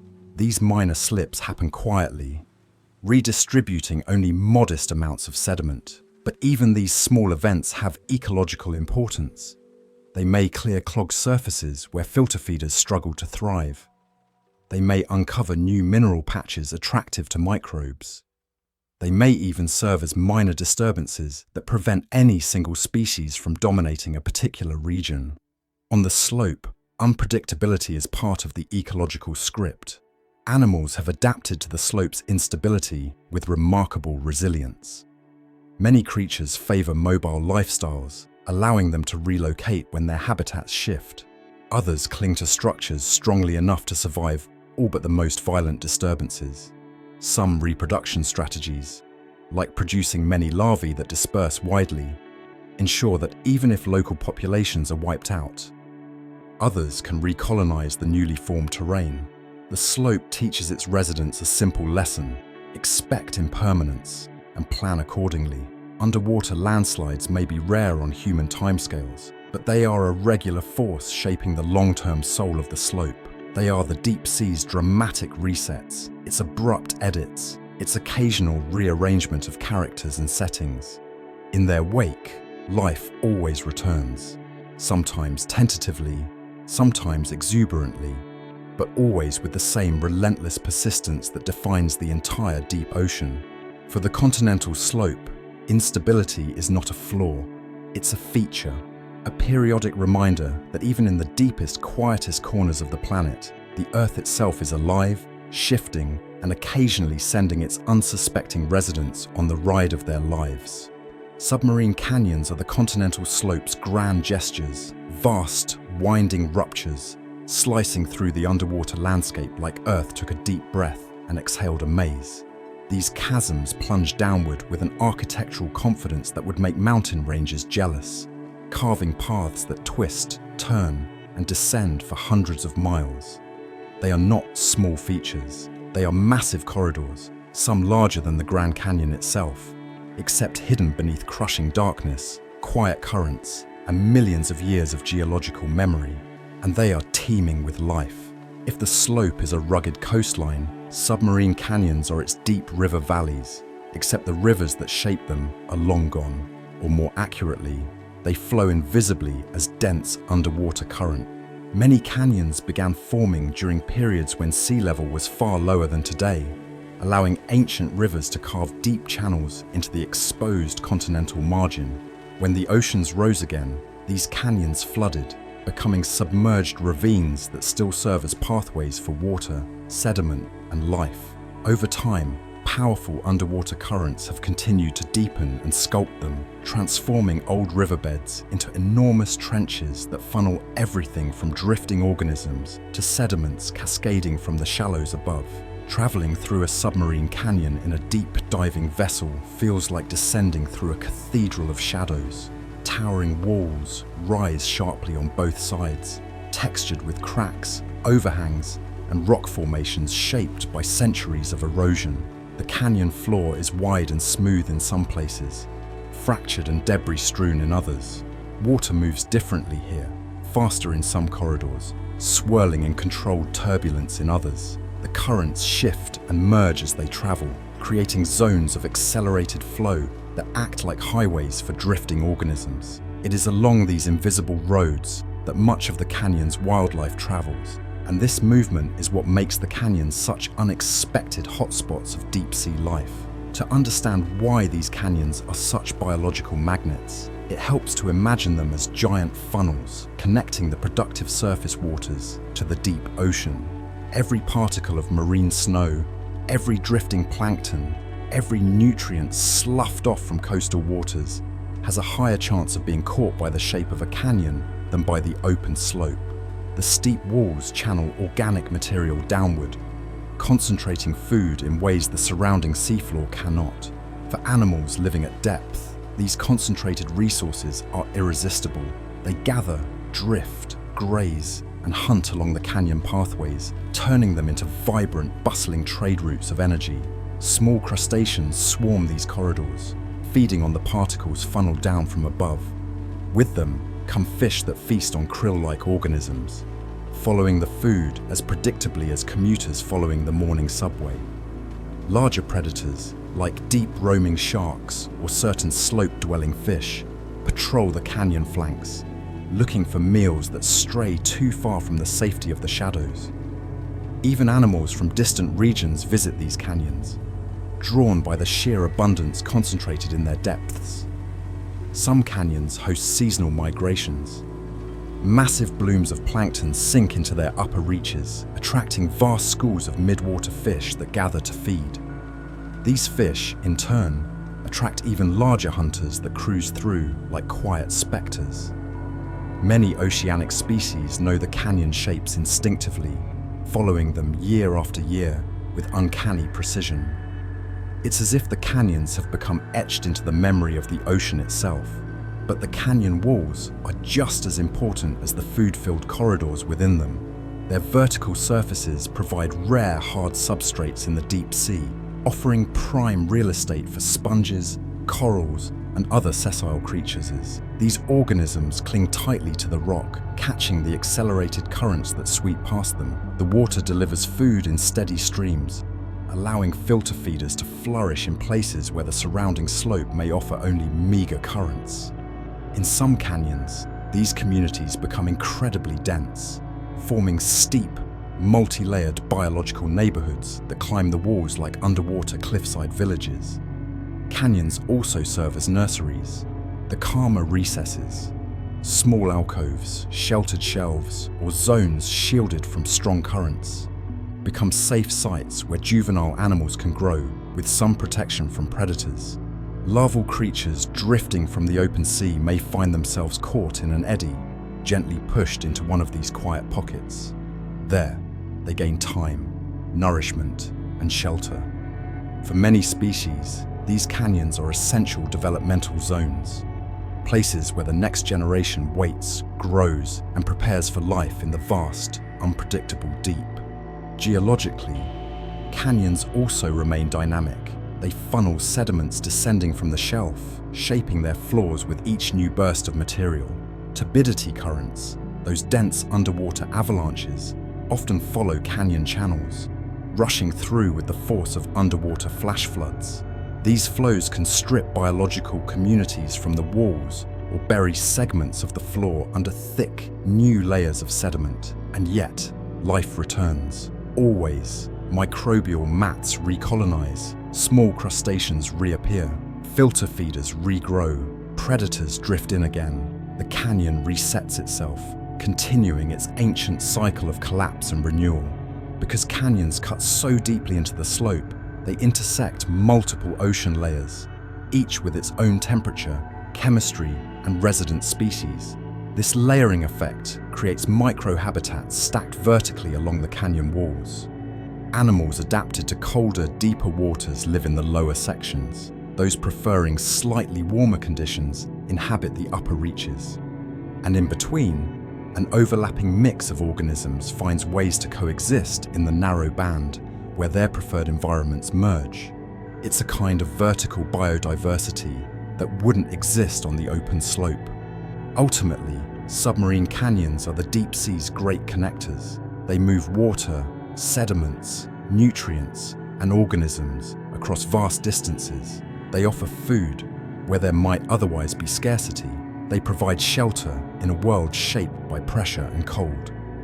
Life flows through them like traffic through ancient trade routes, predictable, purposeful, and essential. And though hidden from human eyes, they remain among the most important ecological arteries of the continental slope.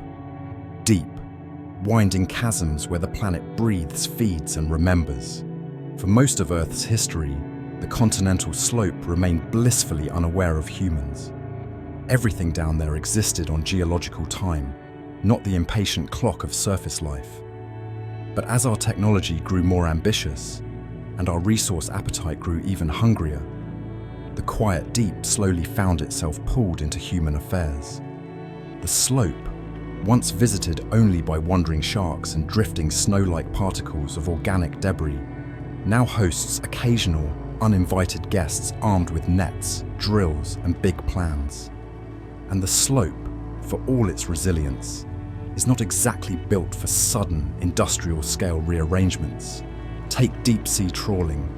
If the slope could speak, this would be the moment it sighs deeply and mutters, "Here we go again." Trawling involves dragging massive nets across the seafloor to scoop up fish, crustaceans, and anything else that doesn't move out of the way fast enough. It's a bit like mowing a lawn, except the lawn happens to be intricate ecosystems built over centuries, and the mower is an enormous net capable of uprooting structures that took far longer to grow than humans have existed. Corals that spent millennia building delicate reefs are flattened in minutes. Sponges that have quietly filtered water for hundreds of years suddenly vanish. Even the sediment gets stirred into thick clouds that drift through canyons and down slopes, smothering organisms that were nowhere near the original disturbance. It's not that trawling boats intend to bulldoze ancient architecture, they're mostly after fish. But in the deep, it's impossible to take one thing without affecting dozens of others. Most slope species are slow-growing, slow to reproduce, and extremely slow to recover. A trawled section of slope may take not decades, but centuries to resemble its original form again. Some areas may never return at all.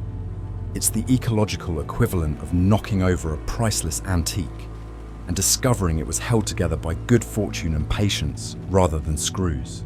Then there's the topic of deep-sea mining, a phrase that tends to make slope ecosystems collectively cringe. Humans have long been interested in the precious metals that gather on the ocean floor: cobalt, nickel, manganese, and rare earth elements used in electronics, batteries, and other modern essentials. These metals form nodules or crusts over millions of years. And where do some of the richest deposits lie? Along the continental slope and surrounding deep-sea regions, waiting quietly like treasure chests that no one meant for us to open. Mining these deposits is not as simple as picking up a few rocks. It requires machines the size of houses that crawl along the seafloor, or suction systems that vacuum sediments upward. These methods disturb everything in their path. Sediments, once compact and undisturbed for ages, get blasted into giant plumes that can drift for miles. Organisms adapted to calm, predictable conditions suddenly face avalanches of particles clogging their feeding structures or burying their homes. Microbial mats are smothered, worms are displaced, sponges are toppled. Fish that rely on clear chemical cues find themselves swimming through confusion. Even creatures not directly touched by mining can feel its effects through disrupted currents, altered food cycles, or damaged breeding grounds. And then there's climate change, the slow but steady force altering the slope's world from above. The deep ocean doesn't change temperature quickly. It's far too vast and insulated, but it does absorb excess heat from the surface over time. That means pockets of the slope are warming, even if only by fractions of a degree. For humans, that's barely noticeable. For deep-sea organisms accustomed to thermal stability so consistent, it makes a refrigerator look unpredictable. It's significant. Some species shift their habitats to deeper waters. Others lose the narrow temperature window where their metabolic processes work best. Many simply do not have the evolutionary wiggle room to cope. Climate change also alters the flow of nutrients. If surface ecosystems change, if plankton communities shift, if currents weaken, if storm patterns intensify, the amount and type of organic matter reaching the slope changes too. For creatures that rely on steady particle rain, even small disruptions ripple through the food web. The ocean is like a giant conveyor belt, and when the belt starts glitching, the slope is one of the first places to feel the uncertainty. Oxygen levels, too, are slipping in certain regions. Warmer waters hold less oxygen, and deep currents can't always replenish it fast enough. For slope dwellers that extract every molecule with razor-thin efficiency, a slight drop can make the difference between survival and stress. Not to mention that acidification, the ocean absorbing excess carbon dioxide, changes water chemistry in ways that interfere with shells, skeletons, and microbial processes. And yet, despite these sobering realities, the slope is not a doomed world. It is a vulnerable world, yes, but not a helpless one. Its resilience has been shaped over millions of years, and many of its species have endured environmental upheavals far greater than anything humans have produced so far. What they cannot endure, however, is unchecked disturbance piling too quickly for natural recovery. The deep sea is not a fast-paced ecosystem. It thrives on stability, slow cycles, and gradual change. When impacts accelerate, the deep cannot simply sprint to catch up. There is humor to be found in our relationship with the deep. Humans, with all our cleverness, have spent centuries exploring the ocean surface, the coastline, and the shallows. Yet we still know remarkably little about the slope. We are, in many ways, like tourists planning renovations in a house we've barely walked through. Even with our impressive technologies, we're still arriving late to a party that has been happening uninterrupted since the dawn of the planet. And this is where the seriousness settles in. Because the more we learn, the clearer it becomes that protecting the slope is not just about preserving strange creatures in the dark. It's about safeguarding a system that supports global cycles, nutrient flow, carbon storage, climate regulation, without fanfare, without applause, without ever asking for recognition. The slope doesn't glow or dance or roar. It simply works, quietly, steadily, patiently. And as humans decide how to engage with the deep sea in the coming decades, we face a choice. Treat the continental slope as a resource depot or as an ancient, essential part of Earth's living machinery, a place deserving caution, respect, and the understanding that some treasures are worth leaving untouched. In the darkness of the deep, even gentle humor carries a weight, and the slope, with all its quiet wonders, hopes we're listening. If the Earth had a secret realm, a place layered between light and everlasting night, between the familiar and the fantastical, it would be the continental slopes. These steep, shadowed edges of the world are not just geological drop-offs. They are vertical ecosystems, stacked like inverted skyscrapers descending into the unseen. And after wandering through corals shaped like ancient temples, sponges that filter the sea with monk-like calm, shrimp that jitter as if caffeinated on anxiety, and sharks whose patience could shame a mountain, it becomes clear that the slope is not merely part of the ocean. It is its own world entirely. Picture the slope one final time. A vast curtain of darkness, stretched downward for thousands of meters, textured with ridges, dips, canyons, and terraces that twist into obscurity. It's easy to imagine the deep sea as a flat, endless plain, but the slope refuses to be so mundane. It is drama sculpted by gravity. It is architecture carved by currents. And it is alive, full of creatures that do not simply inhabit the darkness, but interpret it in ways that feel almost artistic. There is a cinematic stillness to the slope. Everything moves slowly here. Currents drift rather than rush. Predators glide rather than pounce, and life builds itself in increments so small that a single coral branch may grow no faster than a fingernail. Yet the stillness is deceptive. What looks like a quiet cliffside is actually a 1,000-layered story unfolding at once. A brittle star creeps across a ledge, tracing paths no human eye will ever see. A crevice houses an eel perfectly fitted to its shape, as though the rock and the animal agreed long ago to share the same architecture. Shrimp hover like punctuation marks in the water column. Microbes blanket patches of sediment, each colony a tiny kingdom invisible to the naked eye. Every creature on the slope, from the smallest bacterium to the most ancient shark, plays a part in this drama. But unlike the loud ecosystems we know from the surface, rainforests full of calls, grasslands full of stampedes, the slope's drama is whispered. A plume of particles drifting from above becomes a feast. A small shift in current rearranges a microscopic food web. A glowing signal in the darkness becomes a lure, a trap, or a warning, depending on who interprets it.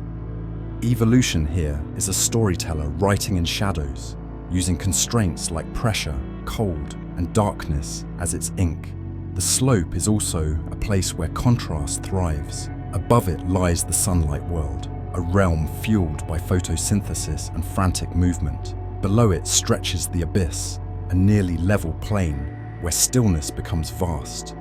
But the slope bridges these extremes, acting as a vertical crossroads where shallow migrants meet deep specialists and where nutrients from the surface gather before drifting into the abyss. It's as if the slope stands at a planetary intersection, directing traffic with silent authority. And for all its quiet, the slope is full of invention. This is where fish grew long faces and longer tails to glide efficiently, where crustaceans built armor suited for crawling along precarious terrain, where sharks slowed down their lifestyles to match the deep, where creatures invented their own light because the sun decided not to visit. If evolution were given a dimly lit studio and told to try something strange, the result would look a lot like this stretch of the ocean. To explore the slope is to feel small, not in a frightening way, but in a humbling, beautifully overwhelming way. We often picture life on Earth as thriving primarily at the surface, yet the slope reminds us that vast, ancient kingdoms exist where our eyes cannot easily follow. Some species here have lifespans that outdate civilizations. Others resemble lineages that vanished long before mammals ever dreamed of standing upright. And while the surface world changes rapidly, cities rising, industries shifting, climates reshaping, the slope remains a testament to long, steady persistence. But it is not immutable. Human impacts, subtle or sweeping, have brushed against its edges. Still, even with those pressures, the slope remains one of the least explored places on the planet. For every creature documented, dozens remain unknown. For every canyon mapped, several more await discovery. The slope holds mysteries not because it is hiding them, but because it exists in a realm difficult for us to reach, a frontier of quiet wonders that simply continue without witnesses. And that is perhaps the most cinematic truth of all. The continental slope does not perform for us. It doesn't glow for our cameras or scuttle for our attention. It thrives whether or not anyone is watching. It is a world that hums beneath our feet, sculpting the planet silently while we live our lives on the crust above. And in its darkness, its layered cliffs, its drifting snow of nutrients, its slow-moving architects and glowing hunters, it contains a reflection of life's full imagination. So as the curtain closes on our descent down the continental slope, we rise with a sense of its quiet grandeur. We've seen creatures shaped by pressures we can barely comprehend, landscapes carved by forces older than language, and ecosystems that persist with a patience older than history. It is a world that rarely announces itself, yet shapes the ocean in ways profound and enduring, hidden, vertical, mysterious, alive. The continental slope is the ocean's secret realm, and like all the best stories, it saves its greatest wonders for those willing to dive into the dark.